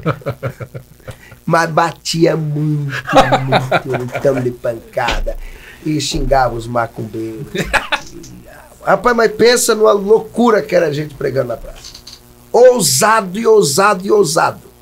Aquele evangelho agressivo mesmo dos anos 90. Você acha que hoje o evangelho da praça funciona? Funciona. Eu vou ser honesto. Não é o da praça, não. Ele funciona em qualquer lugar. A panfletagem, Todos. o ar livre, A funciona? panfletagem? É. Como que os testemunhos de Jeová crescem? Eles fazem o quê? Panfletagem. Porta a porta, É boca a gráfica. boca. E você já Até viu? hoje, né? Até hoje eles estão lá. Então funciona. Se não funcionar, já tinha parado com esse negócio. É. O evangelho da rua é o que funciona. O que é que vem regredindo cada vez mais. Ele vem diminuindo. Pelo menos Não. a minha visão da igreja evangélica pentecostal, eu sinto que tem diminuído. Eu não vejo tanto. Diminuiu os cultos ao ar livre. Por quê? É proibido ligar som. Por exemplo, quando eu vou na praça, eu tenho que pregar no gogó. Ah, não pode mais ligar som. A prefeitura proibiu. A lei do mais som. psil, né? A lei do psil. Então, nós somos limitados por leis. Mas esse evangelho da rua em São Paulo, principalmente São Paulo, que todo lugar que eu ando, eu nunca vi nada igual a Praça da Sé. Ali Porque a Praça da Sé, os cultos têm horários. E é o dia inteiro. E tem os encaixes ali, né, dos pregadores, tem um horário certo pra pregar, né? Não, eu já vi briga lá por pregar. Depois que o senhor se tornou o nome que o senhor hoje tem, o senhor voltou em alguma praça para pregar? Lógico, tem vídeo aí meu estourado aí, eu gritando na rua, pregando. E eu sou honesto, é melhor pregar na praça do que na maioria das igrejas. Ah. Primeiro, toda vez que eu prego na praça, não tem ninguém com relógio dizendo nada pra mim. Tem que acabar a tal hora. Não, eu prego o tempo que eu quero. Segundo, na praça, não tem nenhum juiz de plantão. Avaliando. Cavalia, não. Pelo contrário, é tão gostoso pregar na praça. Você fica... tem uma liberdade, né? A liberdade total. E tem um detalhe que eu guardo da praça. Todos os dias que eu prego na praça, eu ganho almas. E nem sempre eu ganho nos templos. Não. Mas na praça, fazer o apelo, as almas vêm. Acho que foi na última, foram quantas almas, Paulo? 6. 6 almas. Nós na praça. Pregando no meio da rua, no centro de São Paulo, o povão passando e lá, o Jesus, o reino de Deus, e gritando, e as pessoas chegando para entregar a vida para Jesus. E na praça é gostoso. As barreiras denominacionais caem. Não tem bandeira, não tem placa. Não tem. Eu tô pregando na praça, eu vou ganhar o cara e levar para onde? Para minha igreja? Não. Eu não sei para onde ele vai, irmão. Eu vou orientar ele para procurar uma igreja que é bíblica. Não é o seu povo lá. Não, é o povo de Deus, é o reino de Deus. Em ação. Em ação, em movimento. É o sal fora do saleiro. Essa é a praça. As pessoas que me chamam para a igreja hoje me conheceram na praça.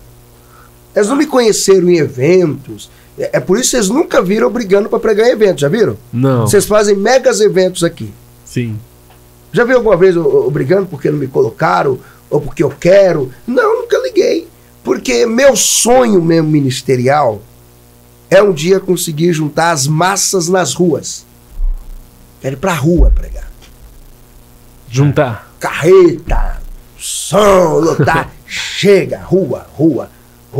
Eu gosto de pregar na Que vez. E na África, o senhor citou um pouco da África. Como que é? Como que foi essa experiência? Quantas vezes o senhor foi na África? Eu acho que eu perdi as contas. Mas a África é minha casa. Lá só tem meus irmãos. Todo mundo é parente. Aí você vai lá, se sente em casa. Não, tô em casa. É o melhor. Você sabe a delícia da África? Quando eu chego lá, eu falo, eu pertenço aqui. É uma sensação de pertencimento. É pertencimento. Eu pertenço aqui. Isso aqui é o meu mundo. Entende? É o meu mundo. Eu vejo, por exemplo, na África, o policial é negro. E o bandido também é negro. O rico é negro. E o mendigo também é negro. O presidente da república é um negro. E os ministros todos são negros. Ah, tô em casa. Tô em casa. Eu sou daqui. Então quando eu cheguei na África, eu falei, tô em casa. E nos púlpitos, agora uma pergunta. Não sei se já te fizeram, com certeza alguém já fez uma pergunta dessa pro senhor. Nos púlpitos do Brasil, nos altares que o senhor já visitou, nos grandes congressos, nas grandes cruzadas, assim, eu acho que os maiores o senhor já esteve. Você já sentiu, de alguma forma, algum tipo de preconceito por ser negro? Sempre tem. O preconceito do Brasil, ele é claro. Mesmo sendo pentecostal? Ele é visível, porque o preconceito não tem a ver com a questão religiosa. O preconceito do Brasil ele é cultural e científico. Se você ler o livro, alguém pode pesquisar, acho que é Brasil, Espetáculo das Raças. Pesquisa aí o nome da autora, que é um livro de uma, se não me engano, a professora aqui da USP. Ela explica a história do Brasil e ela mostra como que o preconceito foi construído no Brasil. O preconceito está na nossa estrutura. Conseguiu ver? Das raças. Espetáculos das Raças. Vê se acha. O Espetáculo das Raças, é isso mesmo. Qual é o nome aí da autora? Leila, peraí. É Leila, não sei o que. É isso aí. Leila. É um livrão que todo negro deveria ler, esse livro, para entender.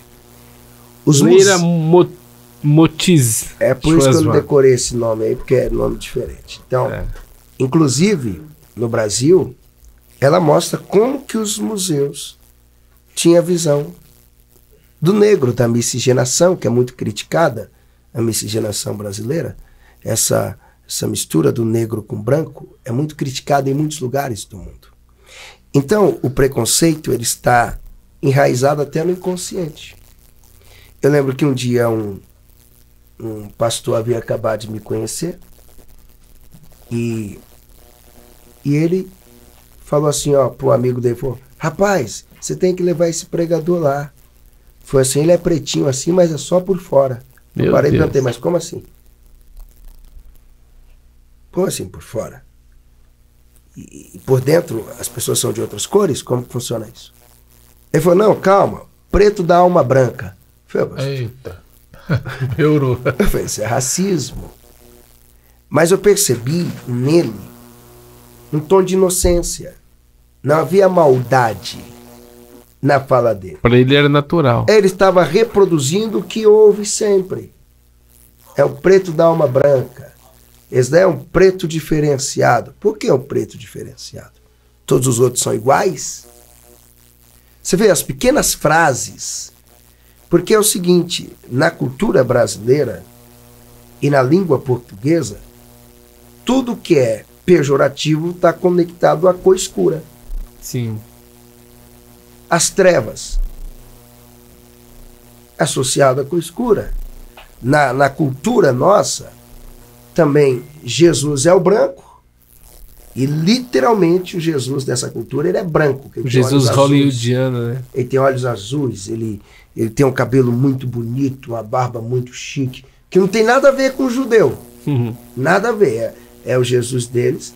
E o diabo já sabe a cor do diabo, né, nessa cultura. Sim.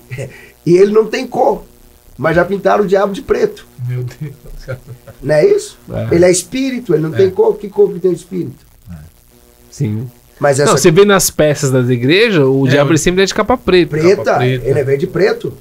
É tudo de Verdade. preto. Ele é sempre. pintado, maquiado de preto. É, sempre... E Jesus sempre é o branco. É o branco, É. cara, túnica branca e tudo branco. Tudo E- branco. E as pessoas são brancas, a maior E parte. Jesus é branco. É, sempre É, um isso aí, branquinho isso ali, no aí. máximo um pardinho Isso aí. ali.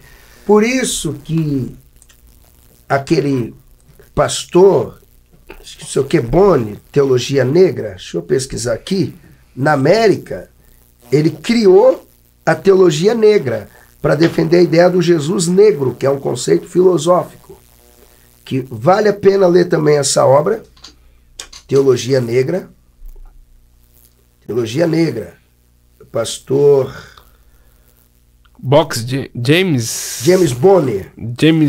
Cone. Cone. James Cone. James Cone. Então, esse pastor, ele é o pai, considerado o pai da teologia negra. Ele começou a passar para as pessoas, primeira ideia, que não adiantava alimentar o racismo, porque os negros são os oprimidos do Ocidente, ok? Então, se os negros são os oprimidos, Jesus tem a sua origem aonde? Jesus é oriundo dos opressores ou dos oprimidos? A origem de Jesus? Dos opressores. Não. Não, dos oprimidos. Dos oprimidos. Dos oprimidos. Jesus vem da classe dos oprimidos, lá do meio do povo de Nazaré, Isso. da Galileia. Os oprimidos pelo Império Romano. Sim, tu lembra daquele. O pai dele teve que fugir. Os oprimidos. Jesus vem desse meio sofrido. Então, se Jesus vem do meio sofrido, no Ocidente Jesus vai estar onde? Quem é o sofrido do Ocidente? É os negros. Então, Jesus está com os negros. Então Jesus, a ideia dele, ele é negro, porque Jesus está do lado sofrido. Se modificar a ordem e de repente os sofredores forem os brancos, Jesus então é branco, porque Jesus só vai estar do lado dos oprimidos. Então a gente precisava empretecer um pouco, não sei se existe a palavra, mas empretecer um pouco Jesus, se a gente for usar esse conceito. Não, porque Jesus já é negro. Ele já está do lado dos oprimidos. Mas a cultura do Ocidente embranqueceu ele. Embranqueceu porque colocou ele do lado dos opressores. Porque quem interpretava a Bíblia era quem? Os opressores. Entendi. Os padres compradores de escravos, vendedores de escravos, os protestantes brancos compradores e vendedores de escravos, eles que traziam a revelação e a pregação do evangelho. E aí eles traziam então, do jeito que eles queriam. Os oprimidos pregavam, os opressores pregavam. Os opressores pregavam para oprimir mais ainda. Quando o negro começa a interpretar a Bíblia, então esse pastor ele diz, não, espera aí, não tem como interpretar a Bíblia a partir do opressor, porque a Bíblia inteira conta a história do povo oprimido. Sim. A Bíblia nunca mostra Deus do lado dos opressores. Sim. Deus só aparece na Bíblia ao lado dos oprimidos. Olha lá na cruz. Deus estava com quem? Com os carrascos ou com Jesus oprimido? E depois com o bandido arrependido, oprimido também. Sim. Deus estava do lado de quem? Dos oprimidos. Aí quando se olha lá no Império Romano, Deus está do lado de quem? Dos gladiadores ou das vítimas que eles iam matando os oprimidos? Deus do lado dos oprimidos. Então, eles começaram a entender que essa teologia opressora não tem base, porque Deus nunca esteve com os opressores. Deus sempre esteve ao lado dos sofridos oprimidos. Lá no Egito, Deus estava com quem? Com o povo de Israel sofrendo, não com o faraó. No episódio dos filisteus, e Davi vai e mata Golias, Deus estava com quem? Com os filisteus opressores? Não, com os judeus oprimidos. Então Deus sempre caminhou com os oprimidos. E quando Jesus chegou aqui, ele fez questão de dar atenção para os oprimidos. A mulher está lá, prestes a morrer, ser apedrejada, oprimida. Jesus, não. Estou do lado dessa mulher aí. Eu sou advogado de defesa. Eu defendo os oprimidos. Eu não vou defender vocês que querem matar ela, não. Defendo os oprimidos. Então, o preconceito, ele está impregnado em uma cultura. E a igreja não fica fora disso. Não, porque a igreja, ela é formada a partir do quê? A partir de pessoas. As pessoas vêm com seus defeitos, vêm com as suas falhas. Seus valores. Lógico, seus valores. Mas durante a nossa caminhada com Cristo, ele vai nos moldando. Nos moldando. Mas o preconceito tem em todos os lugares. E não só o preconceito do branco contra o negro. Tem o nosso também do negro contra o branco. Eu conheço muito negro que não gosta de se misturar com os brancos. É um preconceito também. Uhum. Então tem em ambas as partes. Tem o xenofobismo. Eu não gosto de chinês. Poxa, eu não gosto desses... os haitianos que vieram para o Brasil tomar o nosso emprego. Isso tudo é preconceito. Sim. Então o preconceito está dentro de uma cultura. De uma cultura. O que mais pesa é do branco contra o negro por causa da história da escravidão. É Sim. por isso. Mas sempre teve preconceito aqui. Não é de hoje. Sim. A gente fala muito da escravidão, mas se a gente pegar o preconceito, ele vem até muito antes, né? Se a gente olhar até nos... A gente olha os filmes bíblicos. Antes. Muito antes disso já tinha ali os preconceitos. Não lembra do episódio de Jesus e a mulher Ciro-Fenícia? Ele deixou claro como que era. Os judeus e os samaritanos. Tinha um preconceito na ali. Bíblia já tinha preconceito. Muito forte, né? Atos capítulo 6, a questão das viúvas, dos gregos, dos judeus, sempre teve. Isso está dentro do ser humano. Está dentro do ser humano. Uhum. Que o evangelho que nos molda e quebra o nosso preconceito. É o evangelho que faz o negro não ser revoltado contra o branco. É o evangelho que faz o branco olhar para o negro sem o ar da superioridade. O evangelho, ele vem e equilibra as coisas. É só o evangelho que faz isso. Uhum. Sim. A ponto de em algum momento da história, alguns classificarem o negro como um sinal do pecado. Eu já ouvi isso. Sim. Sim. Com a marca do pecado. É isso mesmo. Não é? A marca de Caim. A marca de Caim. Caim ficou preto. Vou marcar você para aonde você passar, então vou deixar você preto. A maldição sobre Cão, filho de Abel, ele ficou preto, ficou negro. Então eles vão trazendo várias ideias. Que são ideias que não têm consolidação. Uhum. Graças a Deus a ciência se multiplica a cada dia e ela vai deixando cada dia mais provado que não existe uma superioridade étnica. Não existe. É uma questão de melanina ali. Não existe. Não existe nenhuma superioridade. O branco não é superior por ser branco, o negro não é inferior por ser negro, o asiático não é superior, não é inferior, tem nada sobre etnia. Só é a diferença. São pessoas diferentes. A diferença está aqui. Não tem nenhuma prova que o cérebro do branco é maior do que o do negro. E Sim. nem que o do negro é maior do que o do asiático, que o asiático tem um cérebro maior que o de todo mundo. Como aqui no Brasil o pessoal diz, pô, o japonês, ele arrebenta. Não tem nenhum documentário que diz que o japonês ele tem um cérebro melhor do que o do brasileiro. Não, porque ele tem dedicação, eles têm uma cultura que eles trazem com eles, são muito rígidos, eles vão romper mesmo. E por falar em negro, a gente tem aí o movimento pentecostal que ressurge na Rua Azusa, que vem através de um negro, né? Exatamente. Começa com um William negro. Seymour. Exatamente, ele É estava isso lá, que ele podia estudar. Eu estava lendo a biografia dele, estudava do lado de fora da sala, né? E através desse homem, o evangelho, Aqui, ó. o movimento pentecostal volta. Mas vamos lá, chegando no final do nosso podcast. Pastor, a gente não saiu ainda, infelizmente, mas estamos, se Deus quiser, no apagar das luzes dessa pandemia. E eu queria saber como é que foi para o senhor, para o seu ministério, esse momento, né? Da pandemia. Foram 2 anos aí de recesso, até hoje a gente Esse momento foi um momento de ministério digital. Então, o ministério digital fluiu muito bem. O senhor estava preparado para isso? Eu não estava preparado para a pandemia. Como também não estou. Se voltar de novo, você está preparado? Não. Quem está preparado para ouvir notícias de mortes? Não, digo da parte digital dessa... Então, eu estava mediano. Mediano. Tinha noções, sempre estudei o digital, mas preparado mesmo não estava. Mas resolvi me preparar. Comecei a estudar, tinha dias que eu estudava 20 horas,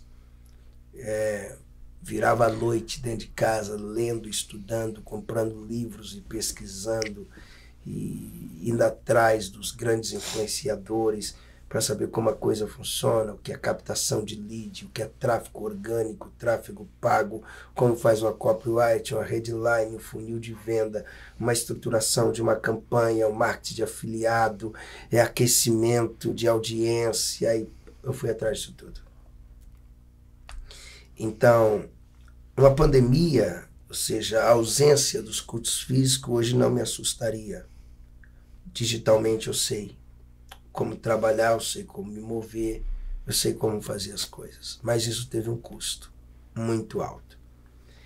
Uma dedicação maior nas mídias sociais. Isso foi muito bom para mim. Eu aprendi muito.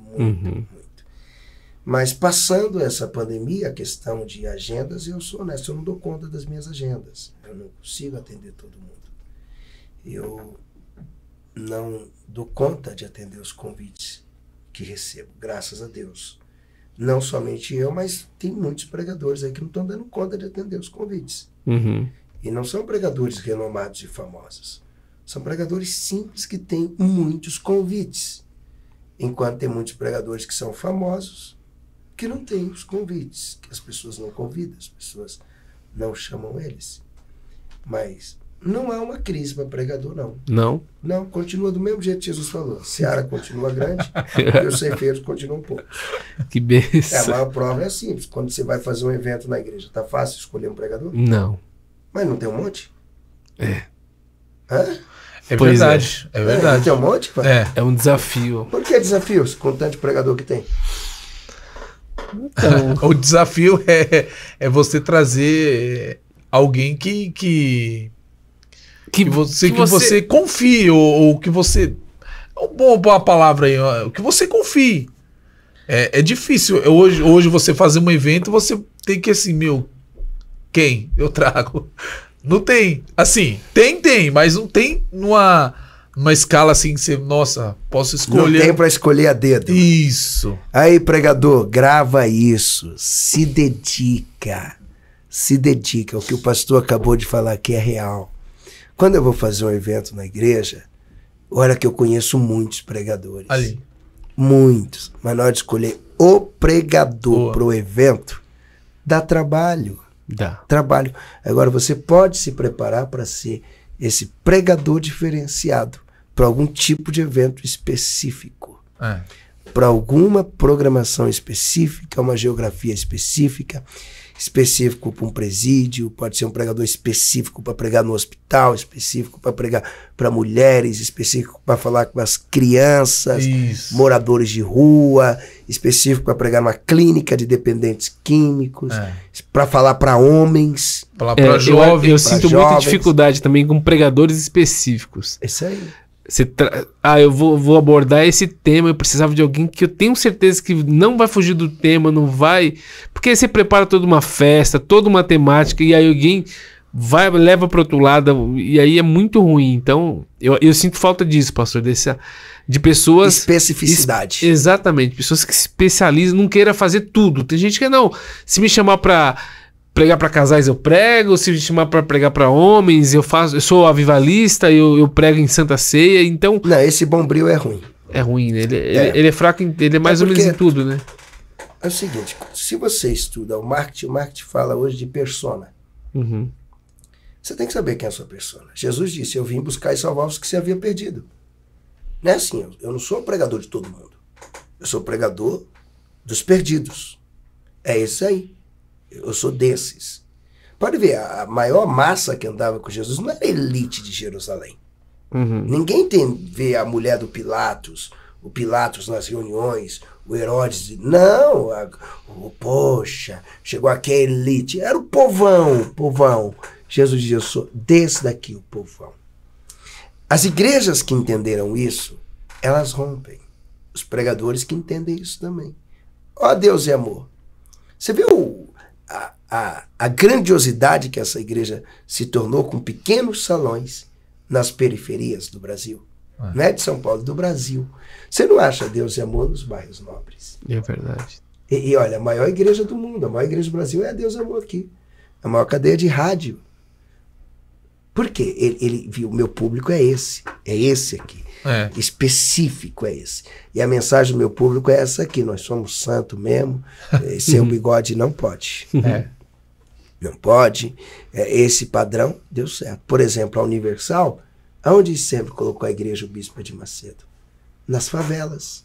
Sim. Pode olhar, onde tem comunidade, ela tem uma grande igreja. Eram grandes igrejas para comunidade. O povo favelado, o povo da periferia. E eles entram mesmo na favela. Eles têm a linguagem da comunidade.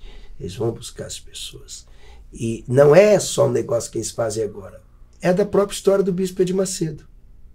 Própria história. Quando ele foi morar na África, ele sendo branco, ele não ficava no meio dos brancos, não. Ele foi para lá na época do apartheid. Uhum. Ele saía de lá e ia para o meio do povão quebrado, o povão sofrido, o povão pobre. Esse é o meio dele. O meio dele é o ambiente dele, é o público dele. Ele achou o público dele. E a mensagem dele. Por que ele prega tanto prosperidade? Lógico, para quem que ele está pregando? O povo que precisa prosperar. Esse povo tem necessidade de prosperar. Esse povo precisa prosperar. Se esse povo não prosperar, vão morrer de fome. Sim. Eles vão ficar o tempo inteiro puxando alguma coisa do governo. Esse povo tem que abrir a mente para prosperar. E prega muito. Por exemplo, o Davi Miranda. Por que pregava tanta cura? Só cura. O povo pobre tem convênio? Não. O povo pobre vai para o Einstein? Vai para onde o povo pobre? Vai para Deus e amor, irmão. Vai para Deus e amor receber oração de ser curado. Então ele identificou o público e a necessidade desse público. Porque o camarada chega para pregar na favela. Tem que ter libertação, como por exemplo o pastor Marcos Pereira, onde ele chega expulsando demônios, porque esses demônios estão levando as pessoas para a criminalidade, esses demônios estão influenciando as pessoas para as coisas ruins. Então tem essas necessidades. Lógico, o camarada abriu a igreja no Alphaville, a necessidade do Alphaville não é essa. Não são essas. Não seria inteligente da parte dele. Não, vou chegar no Alphaville e pregar prosperidade. Para quem, né? Já tem. Peraí, pastor. Prosperidade aqui? Para mim? Para mim? Pastor, tadinho, eu vou te dar uma oferta para te ajudar. Mas aqui não. Lá tem outras necessidades. Então, cada lugar vai ter uma necessidade, um tema específico, uma pregação específica. Por exemplo, Jesus pega o Nicodemos, muito inteligente. Olha a ideia, tem que nascer de novo. Nascer da água. O Nicodemo, esse cara é muito inteligente. Uhum. Como assim? Aí Jesus começa a explicar, quem nasce da carne é carne, quem nasce do espírito. Legal. Terminou de pregar para Nicodemos, ele encontrou uma mulher samaritana. Ele pregou o quê? Tem que nascer de novo? Não. Lógico que não, a mulher não tinha esse nível de compreensão. Esse poço de Jacó aí. Da água. Vou falar do que você entende, mulher. Você entende de água. Então, aqui é água.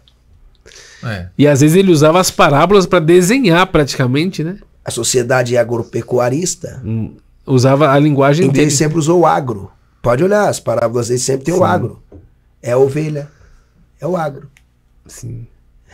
Comparação, é o camelo. É o agro. É a árvore que não dava fruto. É o pai que tinha fazenda. e os 2 filhos, é o agro. Sim. Entendeu? Se Jesus estivesse em Harvard, ele ia falar de nanotecnologia. Verdade. Entende? Se Jesus estivesse em São Paulo, ele ia falar dessa agitação em um país, correria, em um país do agronegócio, uma cidade com todos os aspectos do capitalismo. Uma cidade que não vive apenas do agro. Jesus ia falar, abordar os problemas que nós temos aqui. Muito inteligente, Jesus. Não, corrijo. Onisciente. Ele sabia do que ele estava fazendo. E aí, tem o que mais aí pra nós? Bom, eu acho que... Eu queria falar só um pouco... Dos livros, né, que ele fez, que ele tem. Aqui eu consegui uma lista de livros, mas eu acho que tá defasado. O senhor ainda continua escrevendo? Continuo. Eu só achei 3. Manda aí, qual mas eu sei que tem mais. Qual? Que é o Porque o Mundo é Triste. Esse é antigo. Porque o Mundo é Triste, esse é um dos primeiros livros que eu escrevi. Quem Nasceu Só Venceu. Quem Nasceu Já Venceu. Já Venceu, isso. Esse também é um livro que eu escrevi, acho que em 2009. 2009. Sou Feliz Por Quê? Tenho Inimigos. Sou Feliz Porque Tenho Inimigos. Foram esses 3 que Esse é um dos campeões de venda. Eu ainda tenho Sou Feliz pelas Orações Não Respondidas. O Pregador e o Púlpito Antes, Durante e Depois da Pregação. Como Pregar um Sermão Inesquecível em Pouco Tempo. Eu ainda tenho as 101 coisas que uma igreja não pode fazer com seu pastor. Deixa eu ver outro livro que eu tenho. 100 sermões temáticos de Samuel Procópio. 101 ilustrações. Como vencer o medo de pregar todos os dias. Missão 10K, que é um dos últimos que eu escrevi. É um livro muito grande que eu ensino como gerar.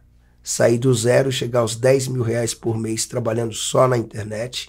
Eu ensino isso. Esse livro eu criei exatamente o e-book para ajudar os pregadores a gerar rendas. Até porque isso é bíblico. O apóstolo Paulo, ele saía para pregar, ele ganhava almas e ganhava dinheiro. Está em Atos capítulo 18. Ele chegou em Coríntios, ele fazia tendas e pregava simultaneamente. Ele conseguia fazer essas coisas. Ele deixou uma igreja poderosa em Coríntios, porque ele fazia os dois. Então, ou seja, bivocacionado. Então Paulo não ficava nessa ideia, tem que ter uma oferta. Se ninguém dizimar, eu vou passar fome. Não. Se dizimar, bem. Se ofertar, bem. Se vocês contribuírem, a obra vai caminhar. Não contribuiu, estou montando as tendas. E eu fico imaginando o nível de tenda que Paulo montava. Hein? Aí entra naquela questão que a gente acabou de falar da pandemia, né? Que o senhor falou, a pandemia... Pandemia, a gente vive, porque a gente vive. A gente cria os recursos. Teve pregador que... Não, vários. Vários. Teve uma uberização de pregador, né, pastor? Uberização? Rapaz, primeira vez que eu ouço essa. Uberização de pregador. E como usaria esse termo pro 99? O Uber, eu acho que ele acabou assumindo. Uberização? É. E pro iFood? iFoodização.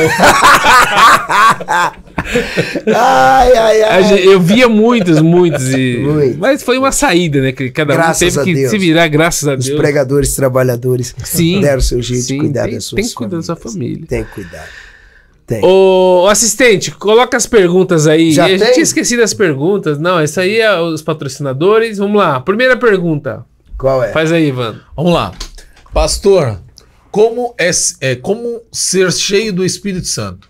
Primeiro, aceitando Jesus. Quando você aceita Jesus, você já recebe o Espírito Santo. Agora, se quiser manter a vida cheia do Espírito Santo, santificação. Você santifica a sua vida. Ser santo é ser separado. Isso faz toda a diferença. É isso. Mais uma. Coloca respondido. Aí. Pastor, como... isso aí eu acho que a gente já respondeu, né? Me divulgar na internet é certo? Certíssimo. Se Jesus estivesse aqui, você acha que Jesus estava fazendo o quê?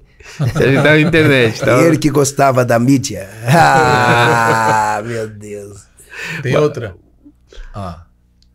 Pode falar. Me disseram que eu não posso fazer esboço. Se estão dizendo que não pode fazer esboço, pega o esboço que alguém já fez. Copia. Pega o já pronto, compra livro de esboço. Quem disse isso? Eu garanto que não foi nem Jesus nem o Espírito Santo. Foi alguém que não queria... Alguém que quer ver um negócio bagunçado. Eu digo que a Bíblia, ela é um esboço do plano de Deus. Porque não tem todos os detalhes. João disse, naquela época, que se pegasse as obras que Jesus tinha feito, que Jesus sozinho tinha feito, Os livros que existiam não conteria. Naquela época, imagina hoje. Se for juntar isso tudo hoje, eu não vou dizer os livros. Eu vou dizer que os livros que alguém pensa fazer já não vão comportar. Porque só nesse tempo que a gente está aqui de podcast, meu amigo Jesus já fez tanta coisa. Tudo que a gente tem é um esboço. Eu não creio que o céu, que todo o céu foi descrito em 22 capítulos do Apocalipse. Eu creio que tem muito mais coisa. Eu creio, isso é o que eu creio. Que tem muita coisa que Jesus não colocou ali, não mostrou para João. Tem muita coisa, amigo. Então ali é só um esboço. Posso estar enganado. Mas eu continuo crendo, é só esboço esse negócio. É só esboço. Você pensa assim também? Agora mais, bem mais. Eu nunca tinha parado pra pensar nisso, mas faz muito sentido, bastante, muito sentido. Você acha que todo o céu, toda a eternidade vai ser descrito em 22 capítulos? Não. Tem mais coisa. Tem muito mais. Muito mais. Olha lá, pastor. Mas aí, o que é mais difícil na hora de pregar, pastor? Equilibrar as emoções. As emoções primárias, alegria, tristeza, medo, raiva, nojo e surpresa. Eita. Nojo? Nojo é uma emoção. E acontece na hora da pregação? Nojo é uma emoção de repulsa. Às vezes tem cara que te olha com um jeito que acaba sendo... Te trava. Trava, repulsa, da emoção do nojo. Nojo dessa situação, desse comportamento. Entende? Isso acontece. Isso vale para quem prega e para quem canta? Para quem canta, suas emoções. Se você tá triste, você vai cantar como? Se você mesmo gosta de cantar com alegria. Quando eu vejo você cantando aqui, eu vejo você cantando com muito fervor. E aí? Agora é fácil manter a mesma alegria para cantar todos os dias? Fácil não. Porque você canta com alegria. E aquele que canta movido pela tristeza? É fácil ficar triste todo dia para cantar?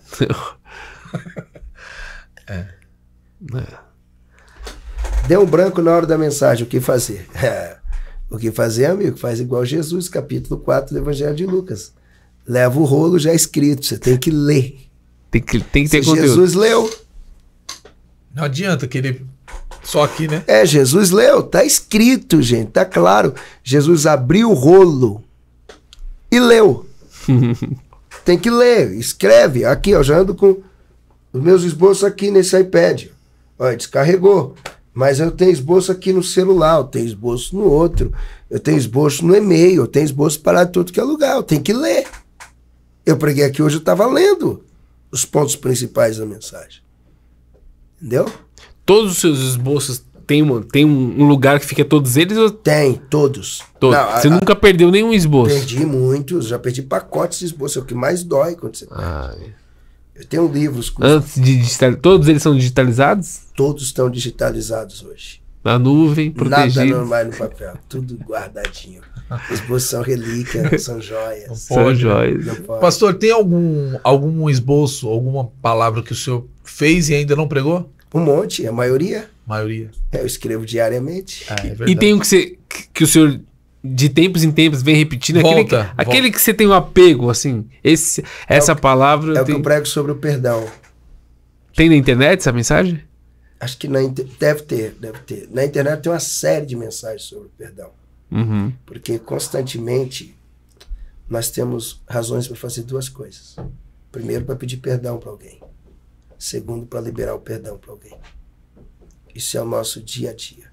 Então eu prego muito sobre o perdão, até porque o perdão ele constrói as pontes, ele cria novas conexões, ele nos aproxima, ele é o elo das coisas. E sempre nós precisamos estar prontos para perdoar e para pedir o perdão para as pessoas. Então, na igreja mesmo já sabe, tem uma época que sempre eu vou lá e, por exemplo, já estou quase anunciando. Não é só na época do Natal não, né? Não. Tem gente que só lembra de perdoar na época do... Deus me livre, não é assim não. Ou no dia da Santa Ceia. Não, é sempre, meu. Perdão tem que ser vivido. Tem que ser vivido. aí. Ó, eu acho que essa resposta você já deu aí nessa conexões, né? Para conseguir mais agenda, você tem conexão. É o seguinte, vou explicar um negócio que pouca gente explica. Nós temos alguns tipos de pregadores. Deixa lá na pergunta, lá. Mas deixa eu pegar pelo menos 2 tipos de pregadores quando se trata de agendas. Tem um pregador que só vai por conexão. Quem ouve ele sabe, ele não tem mensagem, ele não tem estrutura, E você vê que ele não tem nem condições de estar pregando naquele evento. Aquele que a pessoa fala, o que ele está fazendo? Exatamente. Ele vai por conexão. Ele é amigo do pastor, ele é amigo do líder, ele é amigo do fulano, que indicou. Esse tem que criar conexão o tempo inteiro. Muita amizade.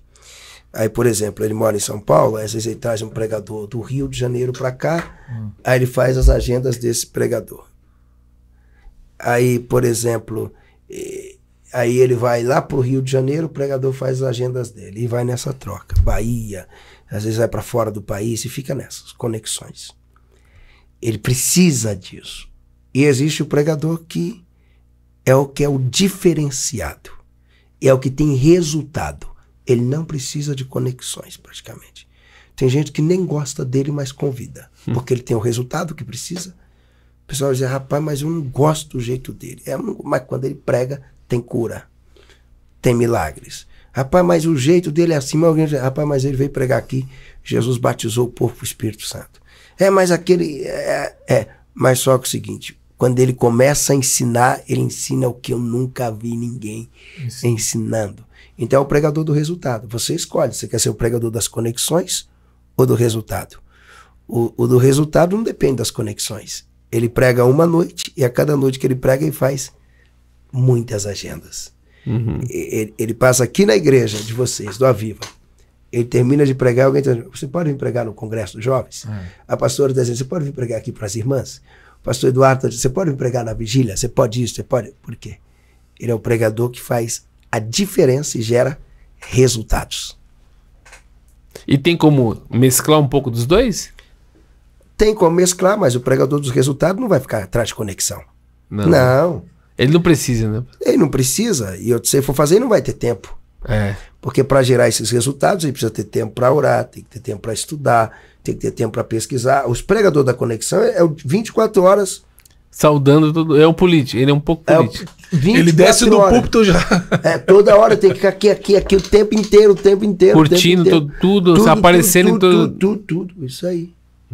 Porque ele, dá trabalho, hein? Ele não é procurado pelas pessoas, como o João, que as pessoas iam no deserto ouvindo. Ele é o procurador das pessoas. Ele descobre, por exemplo, que tu congrega numa igreja grande, Vaso, me leva aí. Como eu faço para pregar aí?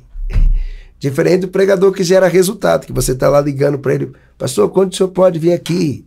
Eu não tenho data. Quando o senhor pode? Quando você pode? Ele é procurado. Muito legal. Tem mais aí? Tem mais? Acho que tem mais uma. Ou duas, sei lá.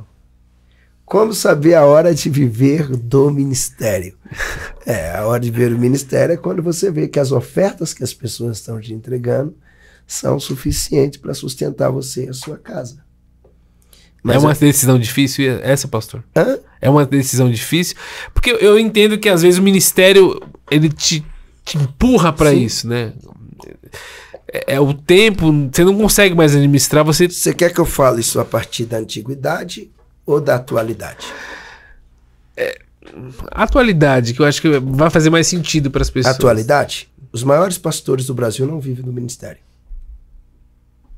Edir Macedo. Tem empresa. Tem empresa. R.R. Soares. Tem empresa. Davi Miranda. Tem empresa. Tinha empresa. Tinha. Faleceu. Silas Malafaia. Tem Central Gospel. Tem empresa. Pronto. Me diz um pastor em grande evidência que não tem uma empresa, que não tem os seus negócios. Qual? Não tem nenhum. Não tem. Não tem, por quê? E outra, agora vamos resolver esse problema na Bíblia? Paulo fabricava tendas e pregava, ok? Sim. Isso é bíblico. O Pedro não fazia essas coisas. No final, quem produziu mais, o Pedro ou o Paulo? Paulo. Mas como? O trabalho dava suporte para ele. Espera aí. Pô, não era pro outro que vivia só da igreja produzir muito? Sim. Há uma máxima. Se você quer ver as coisas sendo feitas, delega para quem está ocupado.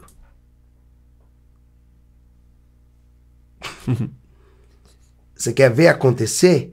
É na igreja. Eu quero dar um culto para mais alguém. Você quer dar um culto para o obreiro? Dá para aquele que já está dirigindo um culto. E deixa ele com 2. O desocupado... O desocupado ele produz o quê, irmão? Nada. Ele não vai produzir. Por isso que você olha na Bíblia, Deus só chama os caras ocupados. Moisés estava na pecuária. Gideão, malhando trigo, agricultura. Davi, pecuarista, ainda novinho, cuidando de rebanho. Gente desocupada. Agora, quando você decide fazer uma junção da vida ministerial com a vida profissional, que não deveria separar as coisas, porque Paulo não separa. Paulo diz, quer comamos, quer bebamos, ou que fazeis qualquer outra coisa. Fazei tudo para a glória de Deus. Então, na ideia de Paulo, é tudo para a glória de Deus. Fazia tenda para a glória de Deus, pregava para a glória de Deus, ensinava para a glória de Deus, ganhava dinheiro para a glória de Deus, tudo para a glória de Deus.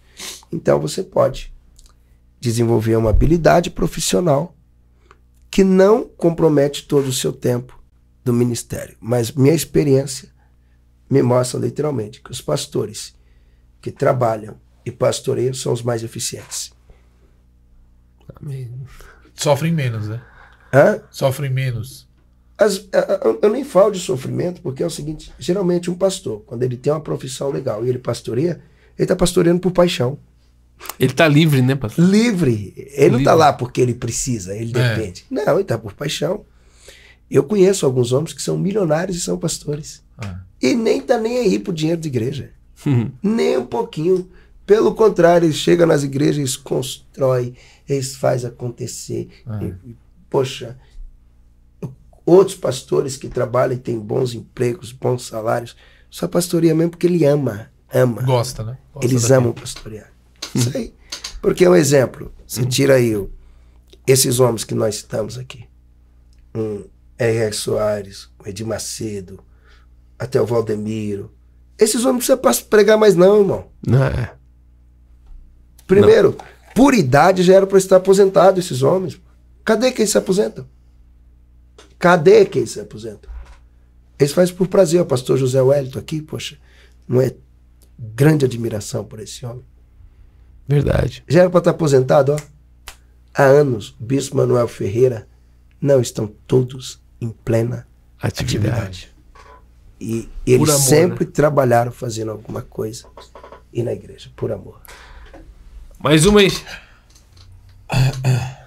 Tem? Olha lá. Pastor, posso pregar e cantar? Pode, Paulo fazia isso. Romanos capítulo 11, Paulo canta. E Paulo fala dos cânticos na igreja. Ele pregava e ele cantava. Jesus também cantou. Então dá para ser as duas coisas. Dá. Agora eu recomendo que você escolha uma. Faça uma coisa... isso é a minha recomendação. Mas... Olha lá.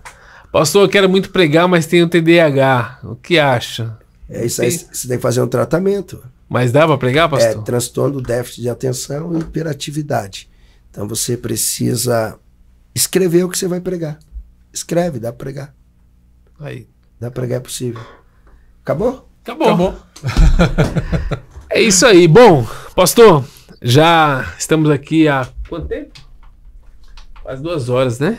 1h50. Não, pô, já era, chega. Já deu.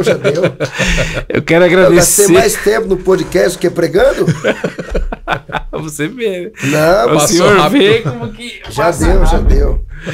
Pastor, eu quero agradecer imensamente por esse primeiro podcast. Nós iniciamos o ano...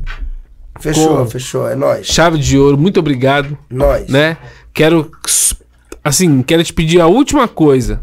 Nessa câmera aqui, sim. Se o senhor quiser deixar algum recado para os seus alunos, para aqueles que vão te ouvir, para aqueles que gostam do seu ministério, fique à vontade nesses últimos minutos. Aí, galera, não se esqueça de participar do podcast São e Salvo. Compartilha com todo mundo, manda para geral. E você pode me seguir aí nas redes, meu. Tô em tudo, hein? Tô no TikTok, eu estou no Instagram, eu estou no WhatsApp, eu estou no Facebook, eu estou no YouTube com o meu canal aí com, acho que é 130 e poucos mil inscritos. E você já deve ir lá e se inscrever. E esse podcast tem que crescer, beleza? Deixa o seu comentário aí, se você gostou, comente. Se não gostou, também comenta. Porque quando você faz comentário ruim, também dá engajamento e acaba sendo bom. Então deixa o seu comentário aí. E São e Salvo aí, beijo pra todo mundo, ó. Fui. É isso aí, muito obrigado. Valeu. E até o próximo episódio. Deus abençoe.